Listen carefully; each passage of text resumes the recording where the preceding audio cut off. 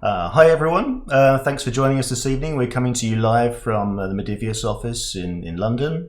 We're here to do a bit of a preview of the Fall of London book, which will be coming from us soon. We're all here and we all know what vampire is. We'll talk a bit about Fall of London in a moment. First, before we get into everything, we want to say a few thank yous. Thank you for Geek and Son for giving us this table to play on right here, a great sturdy wooden table. Also, thanks for Drive Through RPG for their continued support and for all the material that they have online. If you get a Drive Through RPG, you'll find PDF versions of the V5 books that are out so far. Also, material for previous editions of Vampire through the Storyteller's Vault and all of the reprinted stuff that was produced by White Wolf before. And also, personally, I'd like to thank Modiphius for giving me this opportunity to do this. I will caveat that this is my first time ever streaming live like this, doing an event like this. I caveat in advance that if I screw it up, then yeah, it's my first time. A bit of background about me. I'm a freelance developer, writer, and games designer. I've got a few board games that are published, and Fall of London is my first dip into writing for an RPG. I've been running Vampire since '91 when it first came out. Most of what I do is informed by that legacy of material and all those previous editions. I run a little bit of V5, and yeah, excited about the new edition.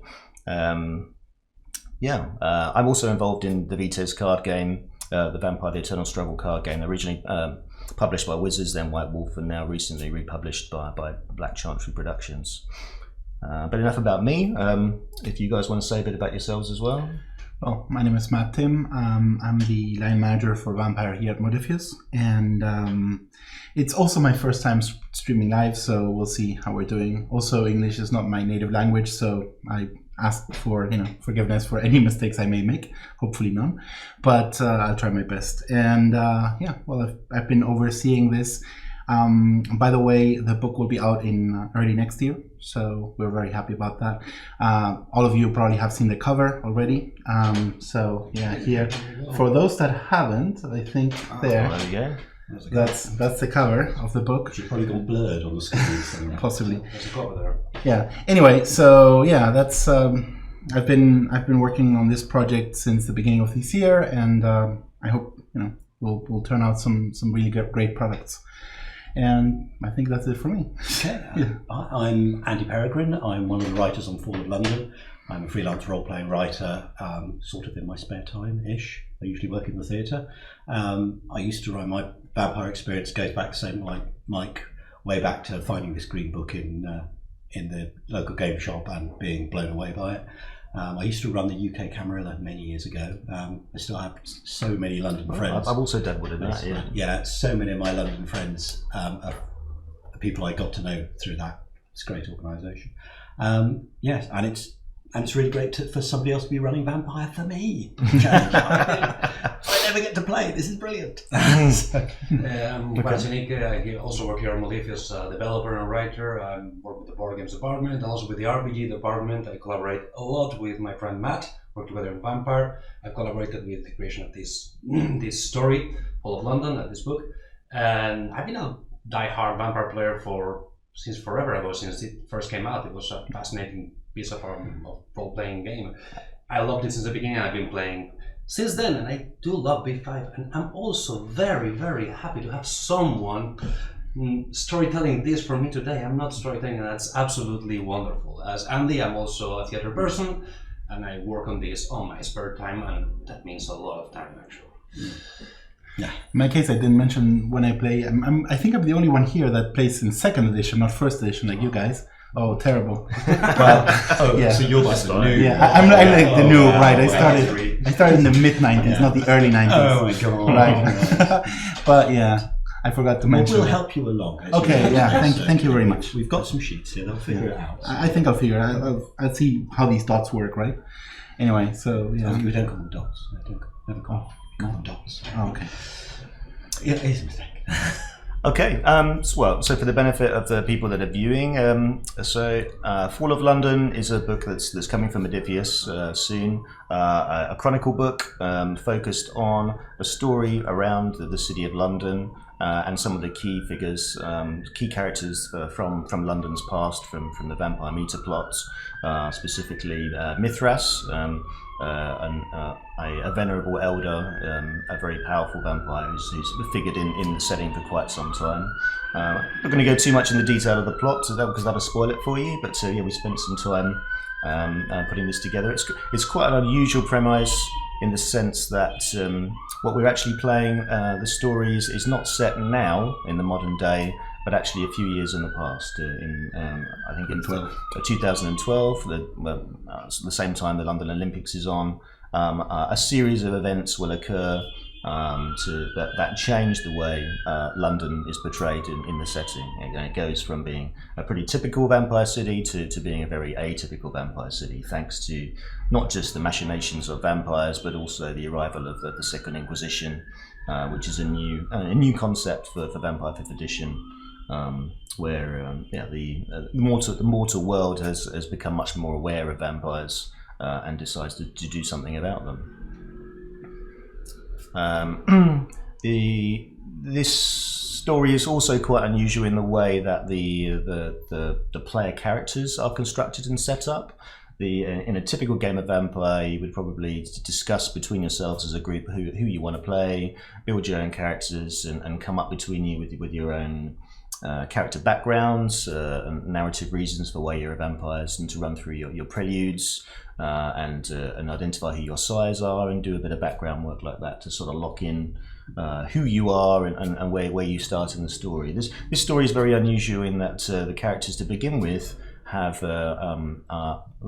significant amnesia regarding their backgrounds. The book is going to include some pre-generated characters with some material that you can give to the players to start with, to sort of set and give them a sense of who they are. They will retain knowledge of all their disciplines or their attributes and skills and so on, and their competencies, but in terms of their past and their origins, that's much more murky. What their motivations are, why they're still in London, and that's a bit of a mystery that will also unfurl over the course of the story.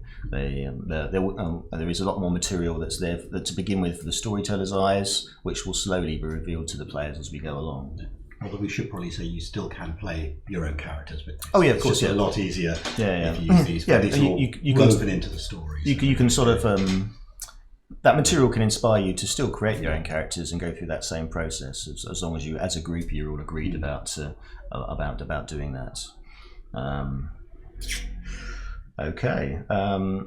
So I'm wondering what the best way to drop straight into it. The guys here have all chosen their characters, and they've been given a bit of the material I just spoke about. They've been given that to sort of to frame who they are and what they're doing. I'm wondering if there's any benefit to reading any of that out, or we just drop straight in just to go into the drama. First, yeah. I suppose we can introduce as we well, we can do some in-character introductions. I'm sure that will serve. Right, yeah. Okay. But the last thing you guys will remember will be basically being put to sleep, being sent to torpor quite deliberately to serve London and to serve Mithras, to serve the city, and that's really that's the last clear memories you will have is really some the sort of that nature. So we'll feel that we've got something very important to do, but not necessarily much idea of what it really is. Yeah, essentially, yeah. You instinctively you will know that you'll be woken up when the time is right, when you are needed. Then the city will call for you. I can only hope this is the time. Right. I was thinking of King Arthur. Okay. So where do we wake up? That is a good question. So, Matt. Yes. You wake up. Okay. It is very, very quiet where you are. You are lying on your back on something that's even to your sort of your clammy skin is feels quite cold. There's material sort of over you, sort of covering your whole body. You can feel the very sort of faint weight of it sort of pressing over you, and you're lying with your back on this cold surface with this material covering you over. Right. There's you can hear some shuffling. It sounds like there's somebody in the room with you, sort of softly walking about. Right. Do I feel hunger? You are. When you think about hunger, you can realize that your lips are wet. There's actually what you can taste blood in your mouth, and you can feel it slowly trickle in your mouth, and down your throat. It's only just a slight trickle. Okay. It's very it's very potent vitae. Right. It's there's definitely a strong vintage about it. Okay. And as you concentrate on that taste, your senses sharpen, and you get a much. You can feel yourself coming round. Right. And if you open your eyes, you can see that the cloth isn't over your head; it stops about your neck. Okay. And you can see around you. You can see there is actually a very dark-skinned man, so ebony-skinned man, standing above you, holding what looks like a ceramic cup of some kind, with like decorated around the edges, and you can just make out a smear of red on the rim of it. Right. And he's sort of looking at you. He's looking down at you silently, sort of expectantly. Well, I look at him and expect for him to say something. I mean, he clearly realizes that I'm awake, so I just look. Does it say anything? No, he doesn't say anything initially. He seems to be studying you, almost academically, maybe. So, something inside me goes for a kind of martial response, and I say, "I'm ready to serve." Okay. And He doesn't say anything, but he nods in response to that, and he moves away out of your field of vision, where you can hear some rustling and some cloth. Andy, as a similar prediction for similar situation for your character. The first things that come to your senses are you can feel there's moisture in your lips, there's vitae entering your mouth, and your senses come alive. Again, you are lying back on a cold surface. Again, there's some sort of material covering most of your body, and again, as you open your eyes, you can see this tall, dark gentleman. And it's the same guy that I don't know if it's the same guy. A tall male, very dark skin, maybe mid-30s. He's also wearing a black shirt of some kind, and no jewelry. He's holding this ceramic goblet, and as you open your eyes, he basically pulls it away from your face. Well, in that case, I think I practically snatch it out of his hand. Okay, well, you go to snatch it, and you find that you're actually restrained. Right. I will try and see if I can pull against the restraints. I imagine I'm not necessarily frenzied, but if that's the first blood I've tasted for a while, I definitely want more. It is indeed, yes. So make double your strength and roll that. So as a strength is 2 as a test. So I get 4. So how hungry is he? But oh yes, of course. Yes, so your hunger rating is 4. So I'm rolling just 4 you are very very dice, hungry. dice. This blood has just been enough to wake you up, not to sate you in any way, and it's the same for you. Your hunger rating. So essentially, one thing we want to clarify for those who don't know is that whenever a character is hungry, they will replace as many dice as are needed by their hunger dice. In this case, very hungry. Yes. So I've got a skull, which I think is a 1, which is a botch. I've got a success, which I believe is cancelled by the botch. But I've also got a messy critical on the blank dice. Essentially, the way this works is that if you have as many successes as are needed, then the skull doesn't impact the roll. If you don't have enough successes, then the skull makes this a bestial failure. On the other hand, as for the criticals, as long as you don't have a pair of them, they just count as single successes. If you have two, for example, if you had two of these, then that would become like 4 successes. Right. Oh, so something. Well, the difficulty is 3, so you're going to need 3 successes to pass. I haven't got enough. If that's a bestial I've only got 2 failure. successes, and it becomes a bestial failure. Right. That's a really good result for showing how the thing works. I just rolled the perfect amount of options and successes. Right. Yeah, we have all the symbols there. We didn't set it up ahead of time. No. Okay. So I've just missed it. I'm going to. You strain yourself really hard. You yank really hard, but yeah, the restraints don't come free. The man steps backwards, quite alarmed, and sort of hugs this goblet as if it's quite a precious thing. I will probably be starting to scream at him quite loudly, just saying, "Give it to me now!"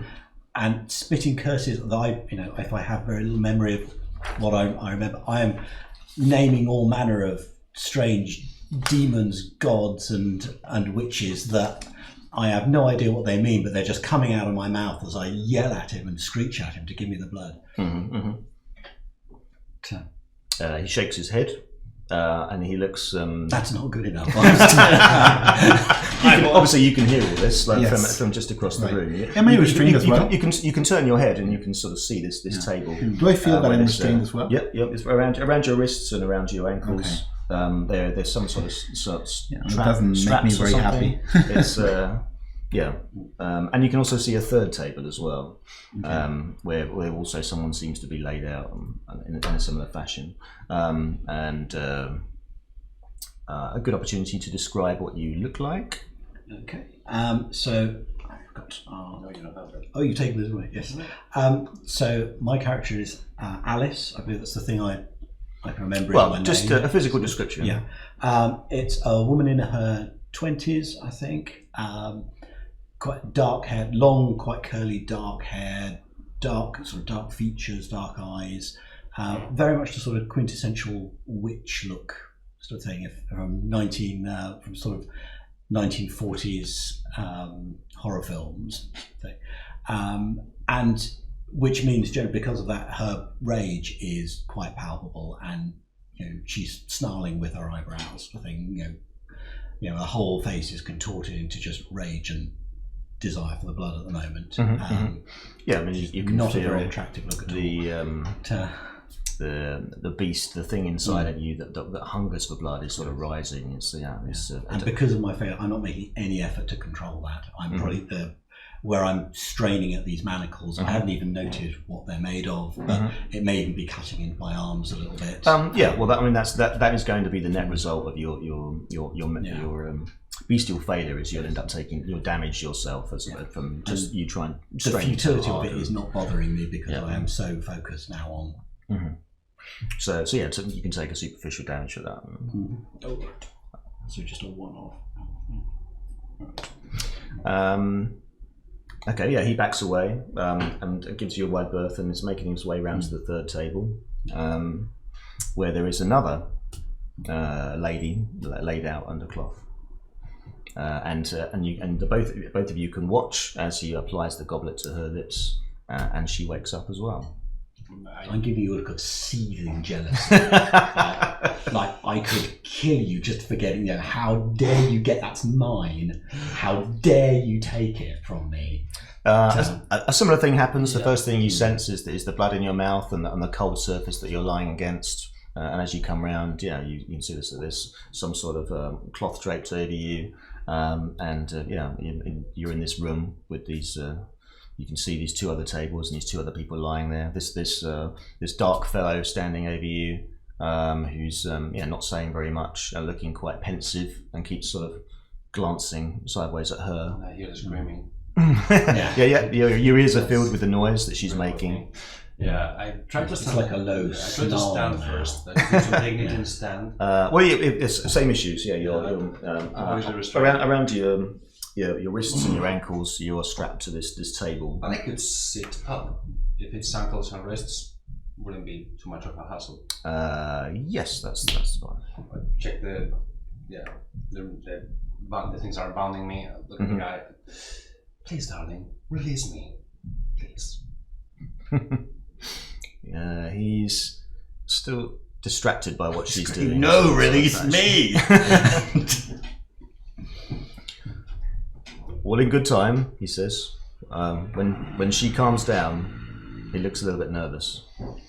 This is for your own protection. Feed me now. Sustenance will be provided once you calm down. I don't think he gets how vampires work. No! I want him. Ow.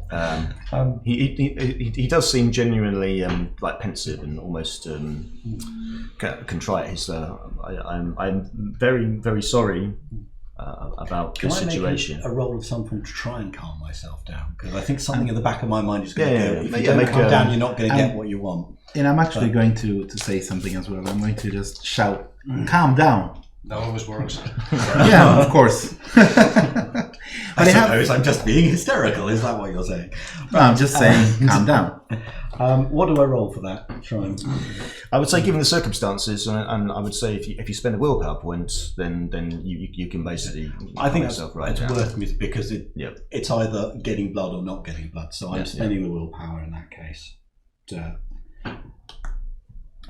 And I'll just be very quiet for a while. I'll just close my eyes, gritting her teeth, clenching her fists, trying to fight this hunger back down again. He seems quite relieved when you calm down, and he sort of studies you quite causely, just to, as he's very wary of maybe you starting up again.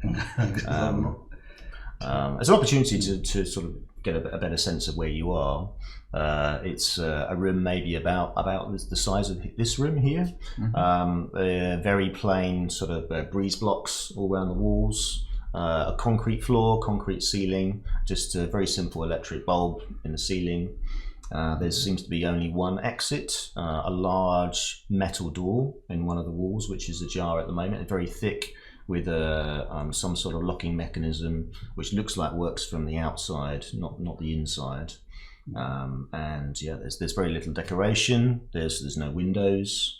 It's quite cold, slightly damp. And there's tables, not on the floor. And you seem to be on metal trestle tables, sort of just placed around each side of the room. There's no other furniture. There's no other sound other than the sounds that you make. There's only us three. No. Are we dressed in anything, or are we just lying on the sheets? I mean, you can wriggle about, and as you can see, you can sit up, so the cloth falls away. You are wearing clothes, but they're all sort of mildewed and sort of mouldy, like little holes, like signs of wear and age. Your hair, actually, when you mentioned your hair, actually it's matted with dirt as well. And then if you look, and you can see your fingernails, and they also your skin's quite dirty. There's dirt under your fingernails as well. It looks like it maybe have been some time since you were last awake. Maybe we haven't been asleep here for a while. We've been maybe. You don't recognise this room. You don't recognise this man. But this place looks too clean. We've got dirty fingernails and everything. Wherever we've come, so maybe we've been almost like dug up from somewhere and brought here or something. That seems like a fair assessment. Yeah. What's the material that we're tied with? Is it leather or metal? It looks like a combination of leather and big metal buckles. Does it look old? No, these look very new. Very. Then there's no signs of wear or damage, and in fact they look maybe brand new, perhaps. You're not sure. And I'm just going to look at him and say very, very quietly, very calmly, because I'm very calm now. I'm a little bit too calm now. Say, who are you? What are you? What are we doing here? And and I don't even know who I'm asking for, but I also feel this urge to say to him, where is he? I feel that someone was going to meet us, and it's not this guy. This guy's wrong. It's not. He says, my name is Adelino, and it is my humble duty to wake you. And then bound us. Release us. I will release you momentarily once I am sure that you are calm. I'm calm. I'm fine. We're all very calm. We're all really calm.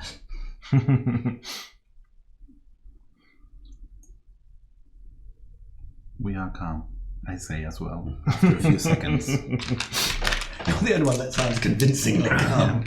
Let's see if he buys that. Yeah, okay. So, Well, by the way, I didn't describe myself. I'm basically a black man with half my body burned, with scars, and I don't look very nice to the eye, very appealing. And there's something military about me. I somehow know that I'm a soldier, which is why I conduct myself like that. I haven't described myself either. I'm a 20-something-year-old, tall, elegant, blonde woman with delicate features, aristocratic nose, and all the stuff that you can imagine for a Jane Austen period drama situation. okay. Well, this man, Adelino, he doesn't seem fazed by your condition in any way. Mm-hmm. He seems quite deferential, quite reverential in the way he's speaking. And he will... Did you want to ask any more questions, or...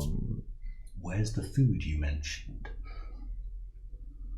It is outside. And I will sort of indicate the things around my Are wrist. we going to get the food? and he takes the goblet and he puts it in one corner of the room, quite gingerly. My eyes don't leave that goblet. He sees you watching him, and he tips it to show you that basically it's empty. Yeah, but There's- there's stains of blood on the inside. There's like little tiny drips there that I'm. Puts it You're down quite craving. gingerly. Yeah. And he comes back and he'll release you one by one. Now he's got both of his hands free. I think I might be last. He will lead you to last. Yes, I thought he might. Yeah. And he gestures to the door. As he does undoes all the straps for each of you in turn. I walk towards the door and wait for someone to open it. Well, it's ajar as it is, and you can see there's light coming through the sort of the gap. No, and the door is not open. So I wait patiently until someone decides to open that door for me. Okay. He frees you next. So both your wrists, both your ankles. As I was gesturing, I do this a bit, like, feels much better to be free now. Mm-hmm. So I thank him with my And with a comes to nod. you last. And it's very... I'm looking very calm. I'm not moving a muscle, just like, yeah, keep going, yeah. I thank you for your restraint, he says. Yes, you do. Do we get an impression if he's a vampire or mortal or maybe a werewolf? That really gets Yeah, well, I mean, you can try a perception, a wits awareness roll to quite good. So wits 3 see what you can discern. and awareness of nothing. So I'm rolling 3 hunger dice again. Yeah. So hopefully I won't lose it. Now You might lose it. Okay. That's one. it's Just one. one It's one success. Is that good enough? It's quite difficult to tell because his skin's so dark and his body language is very reserved. But you think he must be. There's. You get a sense that maybe he's not breathing as much as a normal person, perhaps. So there's something supernatural about him, but I can't quite put my finger on it. Yeah. Okay, well, in that sort of system of the way animals sort of respond when they notice potentially a larger predator, I think my beast is going to kick in a little bit, and I sort of give him this wary wide berth. It's like, I'm not sure about you, so I'm not going to attack you. But if you're a mortal, I probably would be drinking your blood right now. But, yeah, I mean, his expression is seems very clear that he, not quite terrified for his own life, but he's very aware of the danger that he's in. Adelino, the door, please. Of course, and he Works. he opens it fully, pulling at the metal to allow you to pass through the threshold. I walk through. Do we remember each other from the past? You do. Yeah, to each of you, your faces seem fairly familiar. You can't quite place the situation, but Because I'll introduce myself to the others and just say again, I'm Alice. I know you. Who are you? Alice, I'm Catherine. Private Tommy Smith. Nice to meet you. Soldier. I'm a soldier. Well, what's outside in the corridor? so you exit the across the threshold. You go into another area, very similar in construction, similar breeze blocks, concrete wall, concrete floor, concrete ceiling. There are many more exits out of this room. It's a much larger room, and in the middle of the room, on the concrete, it looks like there's some plastic bags, some sort of shiny material bags that have been emptied out or sort of half emptied onto the floor, and there's like piles of clothes of different kinds, sort of colours and cuts that are probably quite unusual to you and your backgrounds, as you've been asleep for quite a while.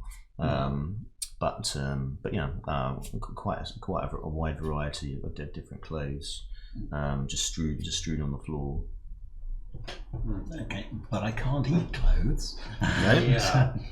And it's still one of these sort of prefabricated rooms, because I'm thinking I'm getting almost having a look as if I'm on an alien spaceship at this moment. If it's been a while into this sort of utterly flat walls and properly square doors is kind of freaking me out a bit. It's not the most that's freaking me out. There's a long list of things that are freaking me out. It probably alarms you a lot less. You've seen sort of Spartan environments like this probably more in your time. But it's the sort of machine-made of itness. Yeah, it feels like a bunker or something. Yeah. That's right. Yeah, I mean, in fact, if you look at the door and sort of there's like quite a complicated metal locking mechanism on the outside with a wheel that gets turned, and there's a few more doors like that with that locking mechanism sort of in a row. And then there's some open doorways that go off in different directions as well, and a few other doors across the other side of the room that look much more like normal wooden doors. But Adelino sort of gestures for you to wait here in this area, and he goes over to one of these other locked doors and spins the wheel and opens up the doors. And goes inside to retrieve something. And in fact, as soon as the door opens, makes a sort of a clunking noise as the mechanism turns. You immediately can sense just like animalistically that there are people in that room. There is food in that room. Sort of gently moving in that direction. With dignity. In that direction. But you start moving, but Adelino immediately appears, basically with a person in each hand. Basically, he sort of drags them out of the room into this sort of larger area and into the light, and drags them in front of you for you to examine or do what you will. I definitely examine them. I don't know if I can feed on them properly, and as my feeding limitation is related to their social status, and they're probably wearing modern clothes. I have no idea. Yes, of course. Yes, if they are beggars or princes or whatever. So the first two people that he produces like this are two young men, Caucasian men, boys almost. Who appear bound with their hands behind their backs and gagged in their mouths. They are wearing sort of all-in-one coloured clothing, sort of dark blue. Overall things. Yeah. And Yeah, they're sort of awake, and their eyes are darting around they're quite agitated, and as he drags them into the light in front of you, they start to squirm a bit more than before. They're clearly terrified of the situation of being bound like this, and I will start because I'm worried that. Adelina sort of gestures at them and goes back into the room again. I'm going to basically practically pick one at random and just walk purposefully but gently towards them. Look at I assume we're vaguely aware of our predator types that we've got on the character sheet will be our natural sense of how something gets very calm about me. So I'm wearing these sort of rags. Some of them, sleeves might fall off this old dress that she's wearing. It doesn't bother him the slightest. Just fixes this guy with a look, walks up to him, cup his head quite gently in my hands and look him straight in the eyes and say to him, "Your spirit will ascend. We will be one." And then I'll just brushing his hair back. His eyes sort of dilate a bit further when you say that, and he's like, and I'll be ever so gentle with him. I'll just brush his hair back as I tip his head slightly, and I will kiss him very gently on each cheek, and then I will bury my mouth in his neck. Okay. Stop draining his blood. Okay. I mean, he strains away from you up until the point that you bite him. Yeah. He's not really in a position to really struggle because he's bound. And as soon as you bite him, he sort of relaxes and sags and goes quiet. And you can feel the rush of human vitae into your mouth, into your veins. That's much better. So good, so good. And I will gently, and the beast that's been here, sort of behind your shoulders, sort of like desperate for food, starts to relax as well. And I will gently lie him down the other is sort of like lying on the floor next. It's like it all becomes more agitated because he's got no idea what's happening to the other one. He's and he's sort of trying to shuffle away as best he can, given he's bound. What would the other two of you like to do? I approach him very, very softly, carefully, very kindly. I turn him so he cannot see. I look at him in the eyes like, "Don't worry, everything's going to be okay. Everything's going to be okay. You're safe with me. Just tell me, do you have money? Do you have money? If you have money, we can arrange something. You'll save your life. Your family has money." It's just like rabbit in the headlights. He's quickly, just not again. He's got a gag in his mouth, so he can't speak. And he's this is your last chance. Your family can pay a rescue. That's easy. We'll arrange it. I'll do it for you. Not if you drop him and walk away. Very exasperated. And Adelino comes out dragging two more people into the light. In my case, I'm basically struggling because on one hand, I'm like horrifyingly hungry. I almost have no control over myself, but at the same time, my main conviction is that I want to protect those who can't protect themselves. So in this case, these people are completely... Well, yeah, you've got no idea who they are, where they've come from, how they've come to be here, what they deserve to be here. I'm struggling with myself. Those questions. right. In my case, I'm basically struggling with myself, but at some point, I think the hunger gives in because, again, I'm super hungry. So I approach this poor man that she discarded, and I tell him, "Please forgive me." And then I proceed to bite him, essentially. And I start taking his life force. But if possible, I will try to restrain myself not to entirely kill him if I can avoid that. If I'm strong enough. Okay. So, yeah.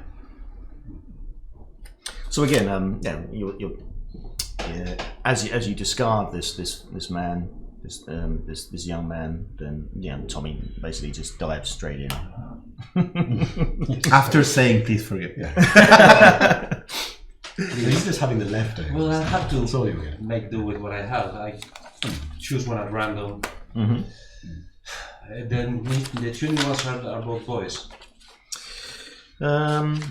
So the first two are young men. The second two are young women, Okay, that's and they seem to be much more smartly dressed, and rather than these sort of all-in-one sort of shabby clothes, they're wearing sort of quite tight clothes, quite revealing.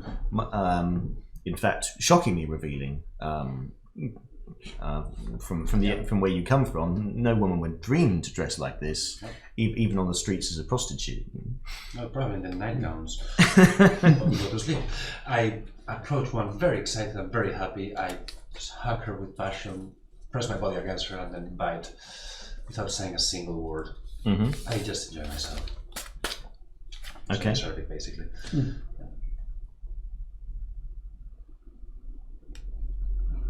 Okay, yeah, that's fine. And then the other one again is awake and is sort of aware of what's happening, and she's quite. She seems quite shocked by what you do, and sort of just stops moving entirely. Just watches and like. Again, she's gagged, she's bound, she's. Fantastic.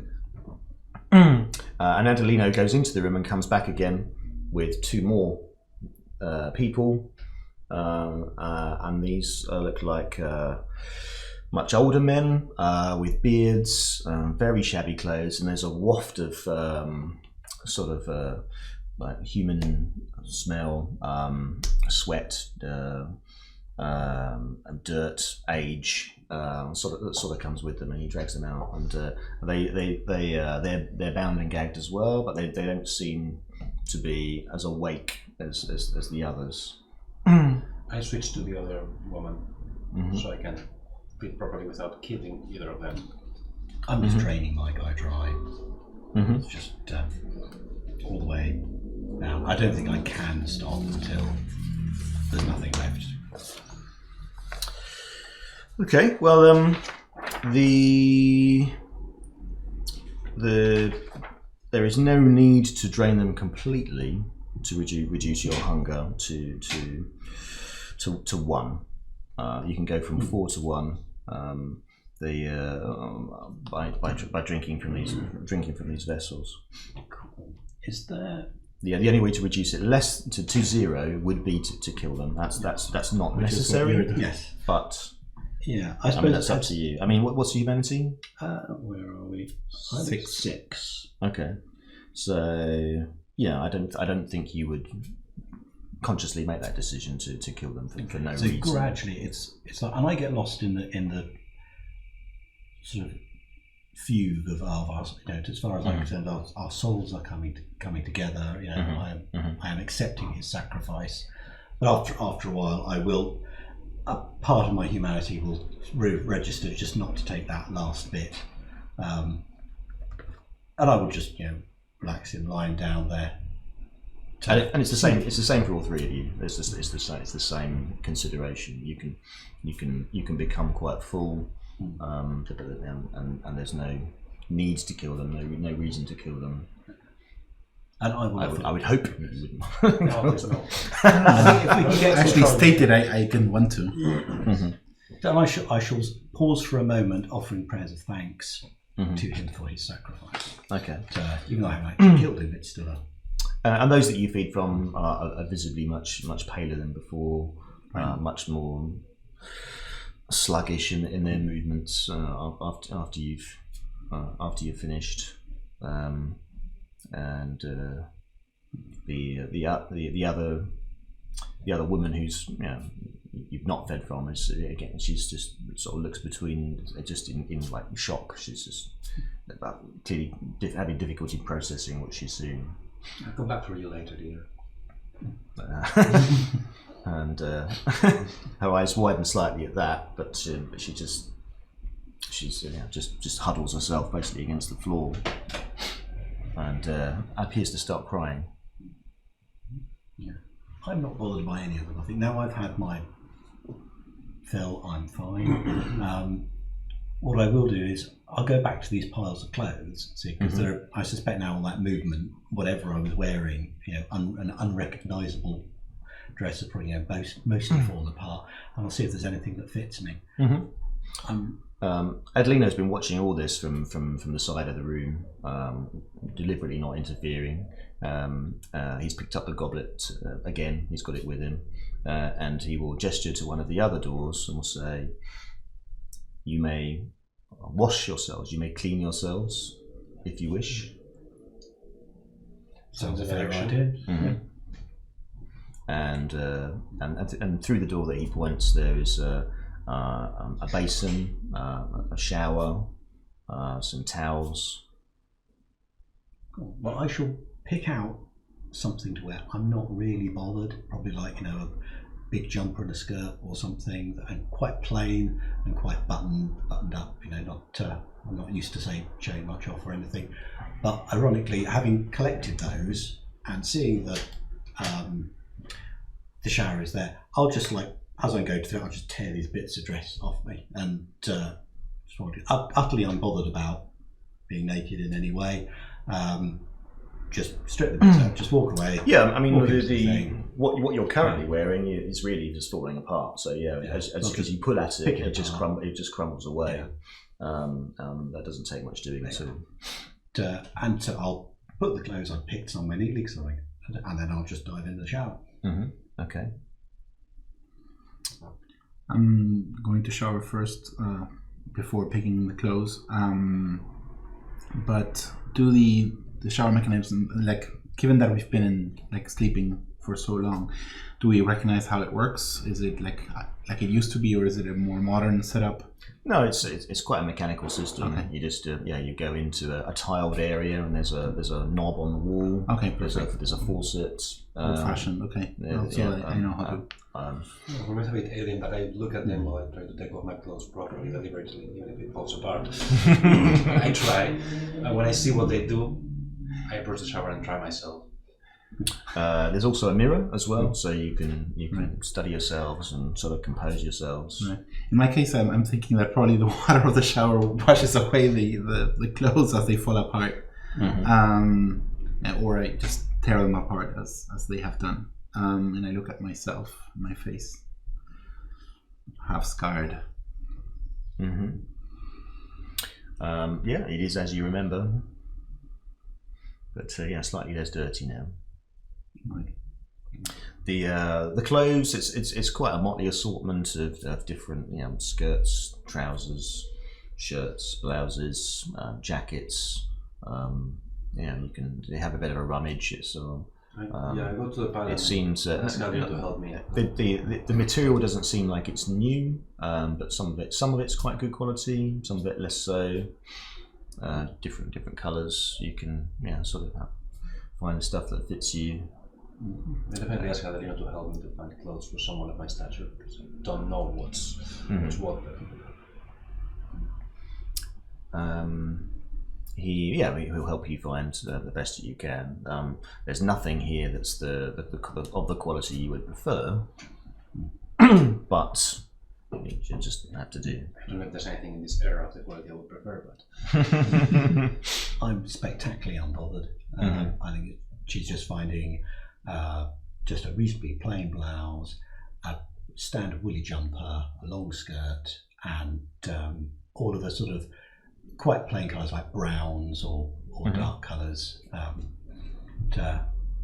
She's probably accidentally picked up a jumper that's probably got some sort of silly logo on it, and so I might be sitting there just find it's got like a weird bow or something annoyingly girly, which is sort of pluck that off just because it's annoying me.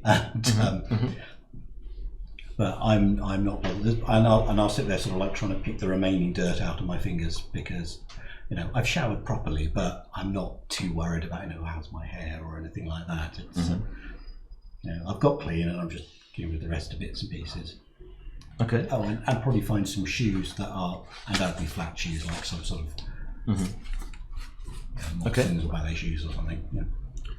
In my case, I look for dark, simple clothes, trousers, shirt, that sort of thing. Some of the shoes are quite unusual. They're made from very light material, and that just come up to the ankle with like laces, and quite with quite springy soles to them. That's that's strange. Like, do they have something like a military boot or something in that style? You can find some old leather boots instead that will fit you. That's fine. But I'm surprised by these strange shoes. I get fixated with heels, shoes that make you taller.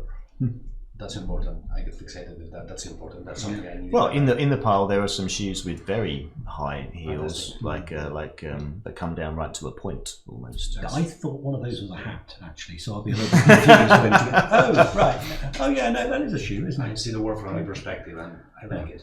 By the way, are there any hats or? Yeah, you can find some hats as well. Like woolly hats, a couple of battered sort of fedora type things, an old straw hat. That's Okay. You want that one, right? No. I'm looking for a bowl hat or something like that. You can maybe a baseball cap. You can find maybe a peaked cap. Right. Okay. Yeah, that's more probably my style. I might find a scarf or a shawl that I'll actually throw around me as a scarf. But Okay. So Adelina waits very patiently for you to do all this and to sort of garb yourselves, and definitely feels much better to be cleaner and to be in new clothes. But it's still a very strange environment you're in. You're still not quite sure where you are. We're fed, we're dressed, we're clean. I feel a lot better. Please, Adelina, explain. It is not for me to explain, but if you will follow me. Okay, well, if he's going in a direction that is out of this place, so it's starting to get a little bit claustrophobic now. So he goes through one of the sort of the open doorways that lead out of this area, and along a corridor and up some stairs, and you go up the stairs into a very large area, still indoors it seems, but with a very high ceiling. With sort of held up by metal girders, and around you are lots of shelves with sort of brown boxes, different white boxes, different sizes. There's a lot of shiny material wrapped around some of the boxes and sort of in big rolls, and there's above you, the whole place is lit by very long strips of light, which just just staring at one of those, going, "Where does that light come? That's weird." It's a line of light. And he walks across this very large area. Again, you can see the walls on the far sides are similar sort of breeze blocks. The floor is a similar sort of concrete. Again, it's very, very plain. He takes you past some shelves and past quite an open area where there is what looks like, again, sort of shiny sheeting, sort of a very large sort of rectangle of sheeting sort of laid over the ground over something that's sort of protruding from the ground or sitting on the ground. I might have a nose underneath one of the bits of shiny sheeting if... you can have a quick sort of just lift it up and have a peek if you wish. Yeah. Underneath there are, looks like very old bricks. Like, when you say old, do you mean like 1960s old or like ancient? As in ancient ruin old type bricks. Oh, well, given that what this place has been like, I will kind of fall to my knees and put my hand on the stone. Just, I mean, something about this probably resonates anyway, but just that feeling of something old, natural, just feels so much more at home than all this manufactured, man-made, crafted stuff. Definitely. I mean, now that you've seen it, you are kind of drawn to it. Yeah, and I just got to put my hand on it, just connect to that, old stone. Something feels like home, something, or some connection to something I can recognise again. Yeah. I'd have to sit there for a minute, just sort of getting my bearings together.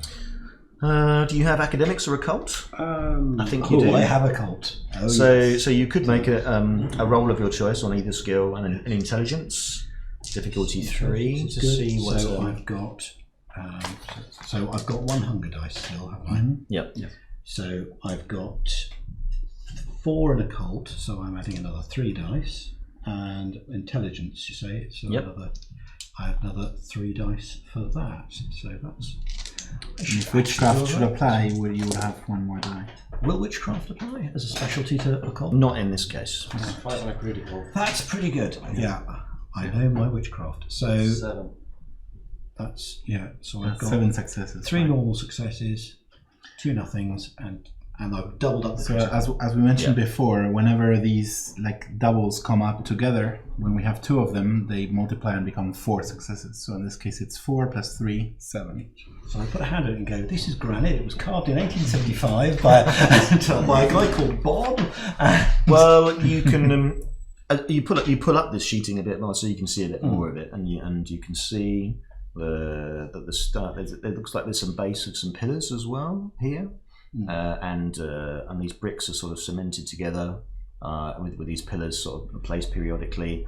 It's a very good roll. It's you're convinced that this is Roman ruins from the Roman era. You've seen similar before, and you're sure this is ancient.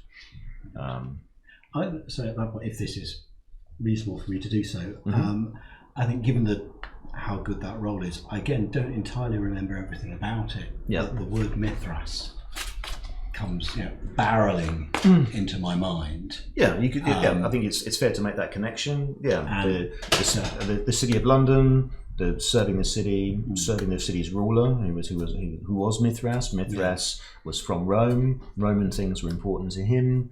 These ruins are most likely important to him as well. And it suddenly clicks in that moment. Mithras is who I've been waiting for. Mithras is who I was expecting. Yeah. I still haven't got a picture of him in my mind of that was, but I'll look to the guy who woke us up, and I'll just stick him, square in the eyes and say, Mithras, where is he? And that might resonate the name with you as well. Yeah, and similar thought processes can occur with you as well now that the name is said out loud. I feel him as like the general who's leading me essentially. That's why I realize we are in London right now. You can only assume you're still in London right now. No one has actually told you that yet. But Adelino looks. There's an element in my voice of actual quiet terror that has something happened to him, because he wasn't here to meet us unless this guy has something to do with him, and I'm now really worried. And I don't even know why. I just know that I am. Well, Adelino, when you pose that question to him, he looks much more agitated than he was before, and he sort of looks down at the ground and looks basically anywhere except at you, he's because he was leading you through this area. He's sort of ahead of you, and he sort of beckons and says, "All will be explained to you soon." No, I'm sorry. No, this is too important. It is not for me to say. I'm reticent to take my hand off this stone because it feels so comforting to have my hand there, but I will. And I will very purposefully start walking towards him. Say, whatever you know, and I'm going to bring these guys in with me because I think this is pertinent towards it. You're going to tell us all now. But what do you guys think? Do you say anything? Do you do anything? I follow to see which side I should follow, but for time being, I appear to support Alice's thesis. In my case, it's not clear who is the commanding figure here, so I stand kind of in the middle, trying to expect to see what's going on, trying to show a stance to Alice, maybe we should wait, and trying to slightly protect the now disadvantaged Adelino. Okay. Well, you sort of stalk towards him, and then he backs away up to a door in the wall, which he very quickly opens and steps inside and sort of beckons for you to sort of follow him. Yeah, I'm following him. So now I'm following as well. You come back here right now. He seems very sheepish, and he sort of bounds up some stairs that are inside this door up to another level in the building. I'm keeping pace with him like a tiger following at just the right distance behind. Okay. So, Yep. So yeah, you chase after him. I assume the other two of you. Yeah, I kind follow of also too. while we follow him, and I whisper, "He's just a servant, Alice. He knows nothing. Just follow him." something. And he takes you up to this other level within the building, which has a carpeted corridor and a sort of a beige coloured walls, sort of plain painted walls, and there's a series of doors here, wooden doors here, with little sort of glass windows in them, and he goes up to one of the doors, knocks on it, and immediately opens it. And goes in through the door, and seeing that you're right behind him, he will sort of turn and what's back through the windows? By the way, what's through the windows?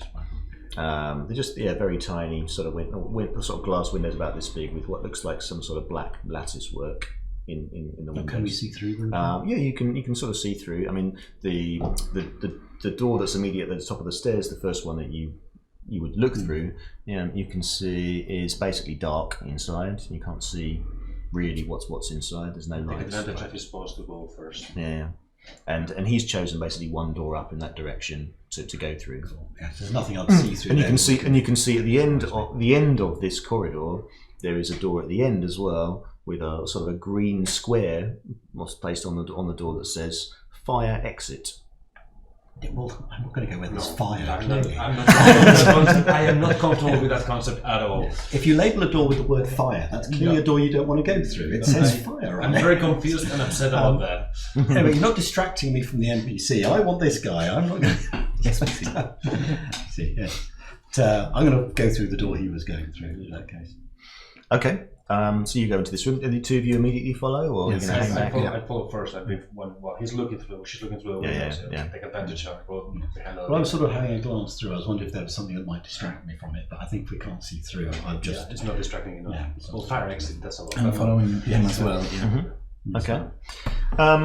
So you go in. So you follow into this room, which is, I guess, an office. You would describe it as it's maybe about as wide as this room, but a bit longer. And on the side, you come in from the longer side into the room. It's got a brown carpet from wall to wall, and then on the left as you come in, you can see there's a very big wooden desk at one end, where there are two other people, and then to the right, sort of in the other direction on the wall, there's a series of bookshelves, sort of framing that wall, and sort of right above you on the far long wall, as you come in, are some very narrow windows, which look like lead to the outside. Obviously, it's dark outside; you can't see that much. But and there's sort of shutters on these narrow windows that are sort of partially turned, so you can just see the sort of the blackness of the night sky beyond them. Well, being at night, I kind of assumed night because I'm awake, but it's nice to know. This is a very short scenario. It's sunny outside. Oh, that's it.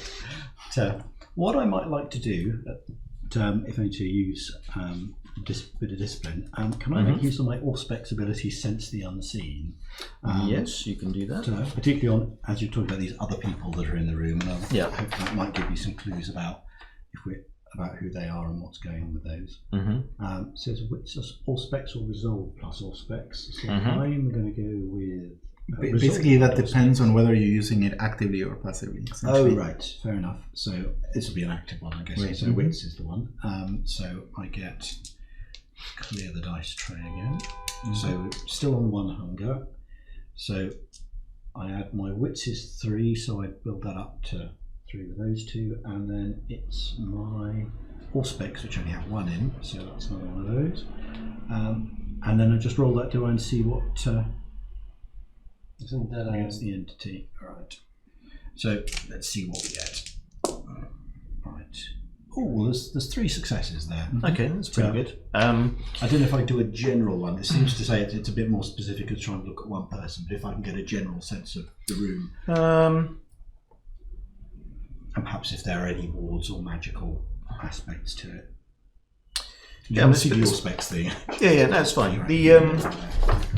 You're fairly certain there is nothing hidden in this room of a supernatural nature. But simultaneously, you also get a sense that the Adelino you followed and these 2 other people were also supernatural of origin, vampires perhaps. Yeah.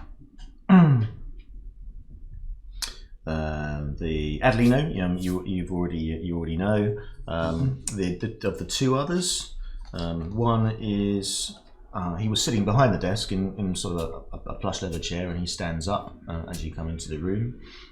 He's a fairly short, middle-aged man with sort of a slightly coloured complexion, Middle Eastern perhaps.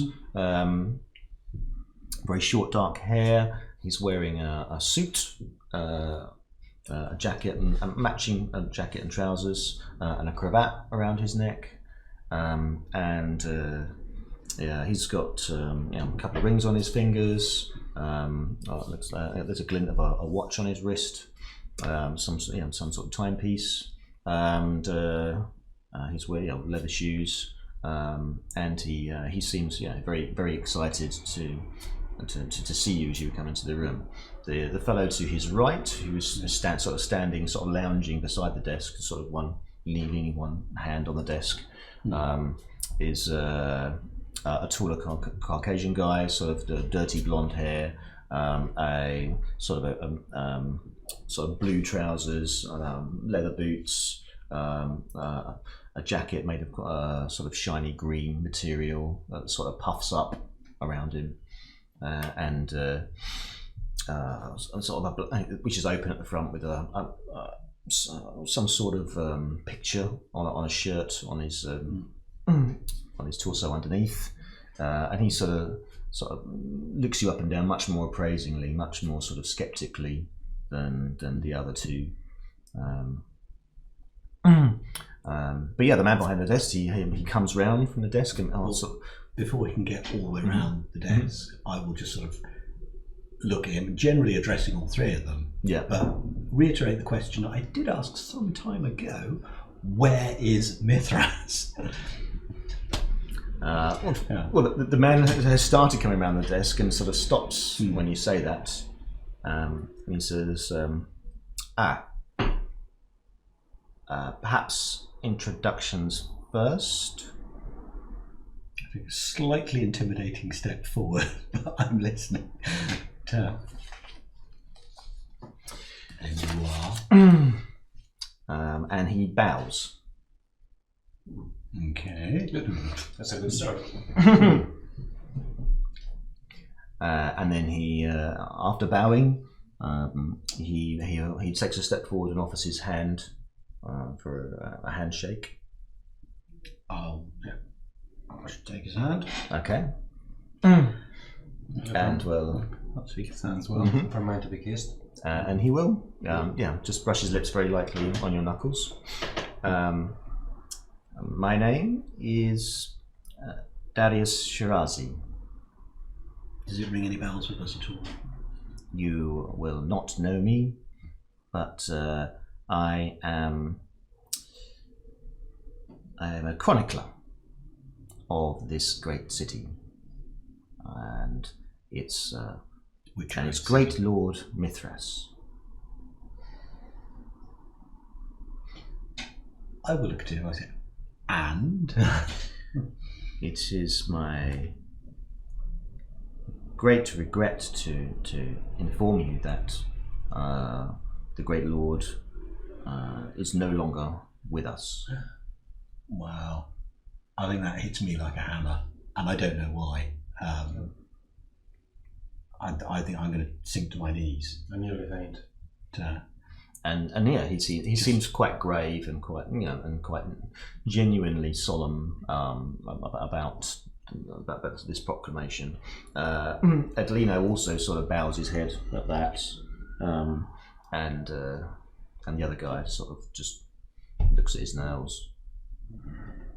I feel devastated as well. I just feel like I lost my commanding officer. How? How is that even possible? It was claimed that he was destroyed by bombs, by explosions, as a result of a great war that occurred many decades ago, and his body was lost. How can anyone have developed a weapon that would destroy a creature like Mithras? And again, when I'm saying this, I don't even really know who or what he is, but I just know that Mithras is immense and incredibly powerful. Much has happened since you entered your slumber. How long has it been? Perhaps 70 years or so. The Great War of which I speak occurred not long, I believe, after your interment. I believe some of you may have witnessed the First Great War, but there was a second. A second. Excuse me if I'm too forward, but I'm devastated by this news about Mithras. But why am I feeling like this?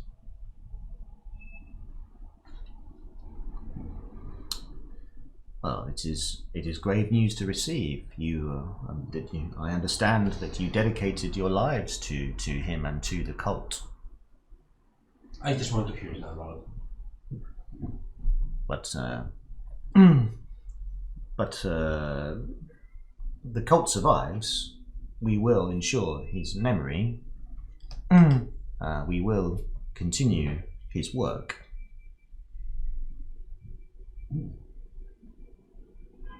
Yeah. For me, I'm almost feeling that feels like why without him. But I'm also thinking the same thing. I'm glad you were asking these questions because you're voicing the things that I the mysteries. I don't know, but I don't want to admit I don't know them. Is there something wrong with me, or is it all of us? I mean, the mysteries tell that he left the world before and returned born again. We are sure that it is only a matter of time before he does return to us. That's great news. Well, then we must prepare. This is why you are here, or so I understand. At that, I will actually sort of pick myself up off the floor a bit because that makes me feel a lot better. That actually it's not just randomly we've been asleep and I've been very hungry for a while. There is actually a plan. I can get behind a plan. Yeah. Plan sounds good. It is sad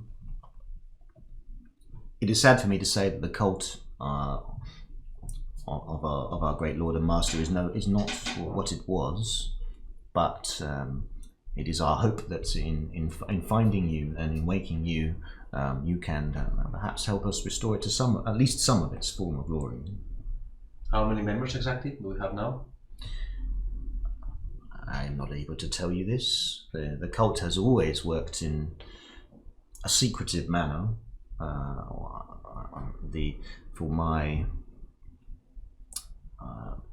Us here, our auditors left of our little group, but there are others.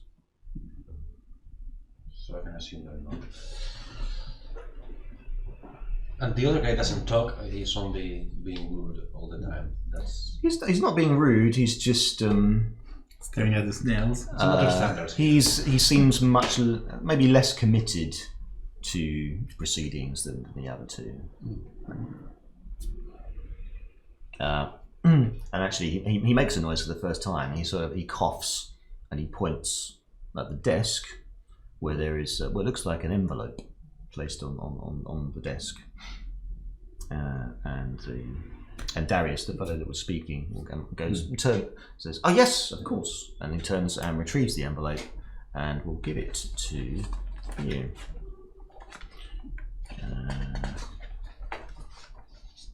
What have I done with it? Oh, let's hand out. Yeah. I'm excited. If I had time, I would have actually done this on proper letter, but letter stuff. But as it is, it's just regular. Who reaches out to take it? I think that's you. So, I'm actually. Well, did you take that one? I'll say you. It's actually sealed in wax with a little symbol in red wax closing the envelope. Okay, I'm gonna meet my witness and slightly flash it in front of her eyes. Well, I'm already a bit distracted because I remember this guy said he was a chronicler, and I'm now wanting to fill in the gaps in my ignorance. Say to him, so you have books on Mithras? I am writing a book. Can I see? Because I don't want to admit I still have no idea who Mithras is. I just have all these feelings about him that are extraordinarily powerful. It could be arranged. I don't have it with me, but that's what I've dedicated my life to now. Is to because you say there were lots of books around. So I'm almost like sort of. So what's all this then? If not, histories, classics. There is much to learn, not just about the city, not just about our Lord, but many things. I'm going to trust Catherine to deal with the letter stuff. I'm going to start, nosing through the bookshelf for. I really I open that and really try to keep the seal kind of intact in case it's meaningful in any way. I read in a way that would allow anyone to come beside me and read it over my shoulder. I kind of do that. Yeah. I'm happy to let you read it out loud because I'm nosing through the bookshelf. So. Yeah, I mean it's the seal is a Mithraic seal basically. You recognise some of the symbology. Okay. You want me to read it out loud? Please do. Yeah. My dear and loyal friends, I am sure you have many questions, but for the time being, I must ask you to be patient. The circumstances around your awakening are clearly unusual, and I apologize for this. Much has changed in the time you have been asleep. I regret to inform you that most tragically, our Lord and Master Mithras himself was destroyed some years ago. Ungrateful traitors from within his cult betrayed him to his enemies. The cult continues, however, devoted to his memory and his legacy. Your resting place was lost to us, buried as a result of damage caused to London by a great war between the nations of Europe. It is only through recent circumstances that you have been revealed again and rightfully returned to us. You wake on the cusp of a great storm that is about to envelop London in its fury. I, and many others still loyal to our cause, have already retired to other domains far from here to escape its wrath. However, one important task remains which has been entrusted to you, our only remaining heralds of the sun. Artifacts of spiritual value to the Mithraic cult are still in London. They are kept by those who were once loyal to us, but who have now strayed from the path. Whether they were involved in the conspiracy to murder our Lord is unknown, but they are no longer to be trusted. The items are a clay seal, once used by our Lord to mark official documents, left in possession of Lady Anne Bowsley. A silver ring inset with a ruby, believed to be in the possession of the Tremere Sri Sansa. A bronze dagger of Egyptian style gifted to the Nosferatu Richard the Ward. A Phrygian cap once worn by our Lord in its original Mithraeum, since claimed by Gwenllian Ferch Anwin. We humbly beseech you to seek these items out and retrieve them before the storm descends. Also take with you the goblet that was used to wake you. Once you have accomplished the task, call the number, there's a phone number, a series of numbers I don't understand, and we will send a team to extract you from London and guide you to safe haven. May good fortune and the blessings of our Lord and Master go with you. Thomas, Pater of the Sun and Guardian of the Temple. Well, Thomas, you are sure was the officiator. In each case, was the officiator over the ceremony that interred each of you in the first place. To put a face to the name, basically. We kind of remember it. Yeah, that's right. And heralds, and you are heralds. You are that is the name given Sort of to resonates. these soldiers of Mithras and this process that you were involved with. Yeah. Okay.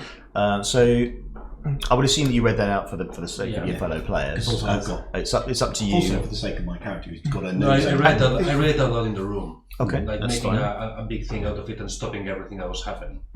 Okay, that's fine. Not allowing anyone to lose attention. So the other three of them will listen intently to that as well. Yes. And Shiraz and Darius sees his sort of eyes light up when you mention the artifacts. That was a great mistake. I just made a terrible mistake. Quite possibly. You may have wanted to keep that to yourself.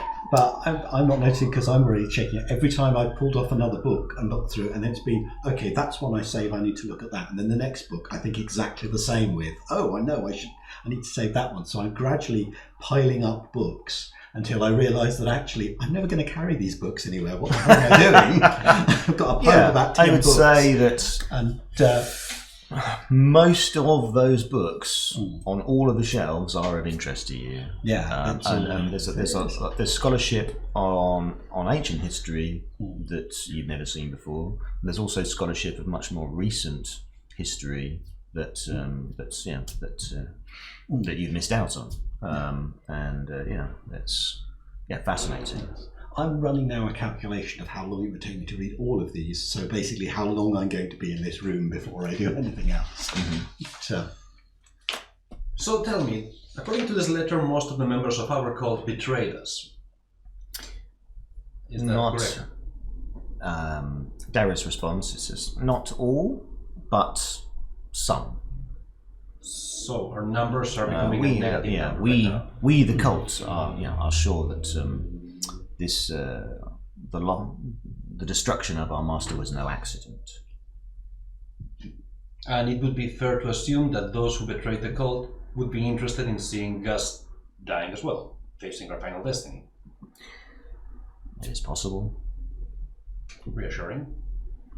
This is why we need you now. You are warriors, so I understand. You are gifted to do this work for us. Absolutely. We shall be the hands of Mithras, there is.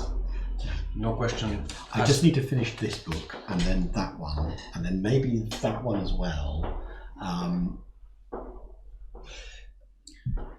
There may be time for that later, Alice. Now we have to do what our master has asked us to do. Has anybody in the cult arranged for accommodation for us, giving us adequate resources to accomplish our task? Do we have access to anything at all? There are some resources I can assist you with. He says.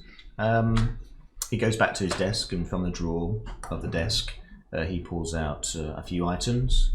He produces a sort of an embossed calling card, about so big, with some numbers on it, like a string of numbers, similar to what you saw in the letter. The numbers again. There's some numbers, and there's some numbers here. What do these numbers mean? 7 million. What is this? This is a telephone number. You would call it on a telephone. I'm still not with you. And then the next thing he produces from his desk is a small rectangular device about that big. We know with some buttons on one side and a small screen, and he waves it and says, "A telephone." That's much smaller than the telephones I remember. Yes. I don't see the cord. Yeah. There are no longer wires. That's very convenient. They have harnessed spirits to take the messages. Probably. I knew this would come eventually. And No. It do is mortals just have access to these? it is just science. Science. Radio waves. Right, like the radio, like the wireless. I'm nodding Similar. as if to a small child that clearly he can understand them by calling radio waves, but I know we're talking about magic. And he hands it to the guy that's been leaning against the desk, and he says, "Mickey, show them how it works."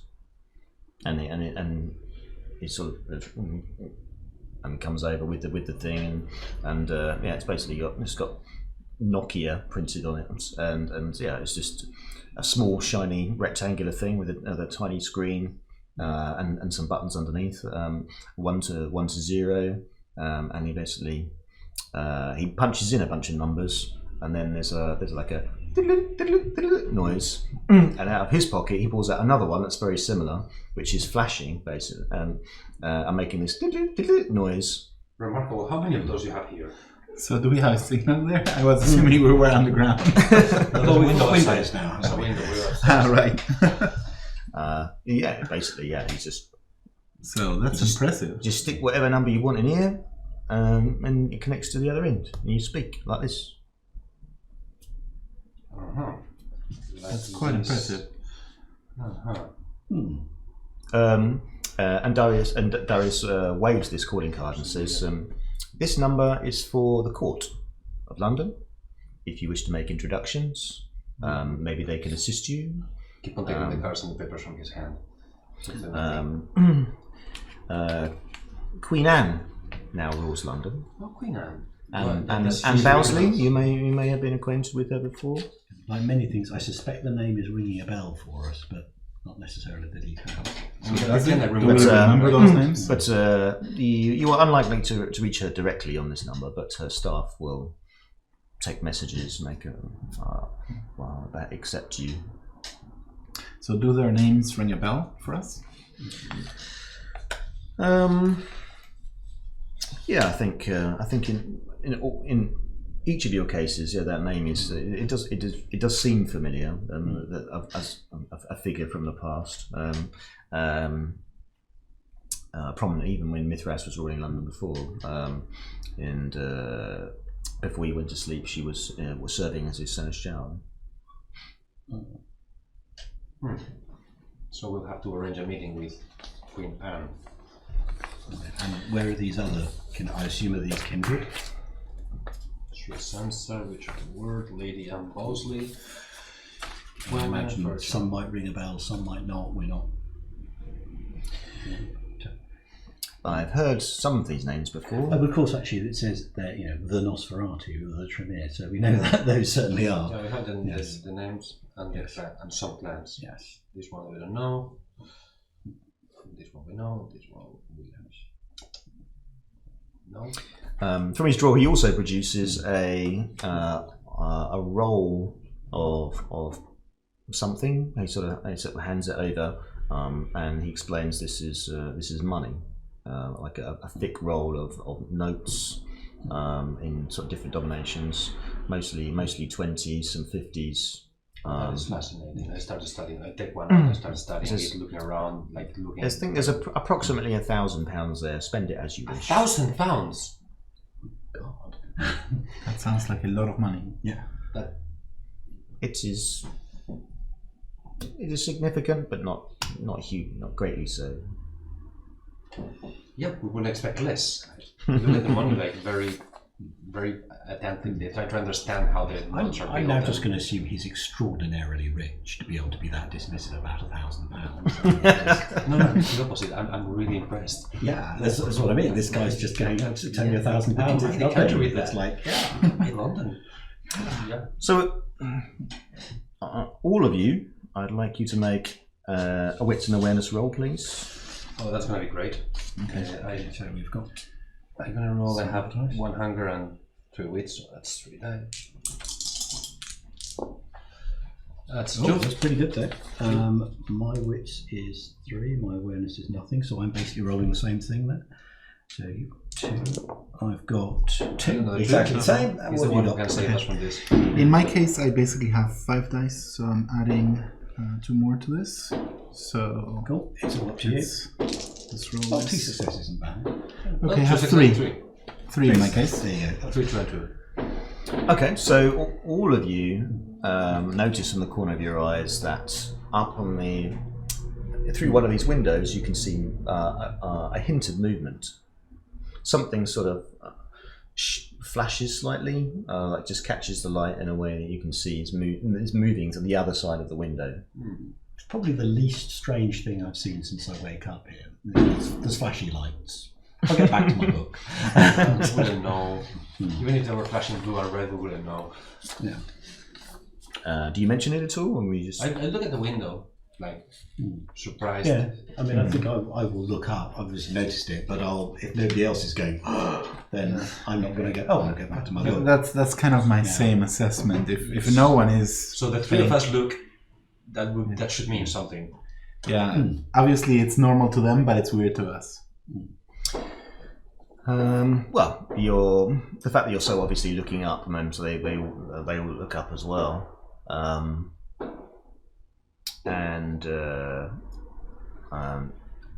Mickey says something under his breath. You can't quite make out what it is, and cursing, and he leaves the room very quickly, just Okay, through the open not door. that normal then. Like celerity quickly, or just Just I mean, like a, just makes the room for it. yeah, as fast as a regular human would run at a pace, and disappears. What did just happen? I ask Darius. I am not sure. And Adelino takes. There's a few other chairs in the room, sort of the other end, and he pulls one across and stands on it to sort of look up the window to see if he can get a better look. And Darius goes and basically winds the blinds, the shutters, so that they're like fully exposed. And whatever it is seems to have gone.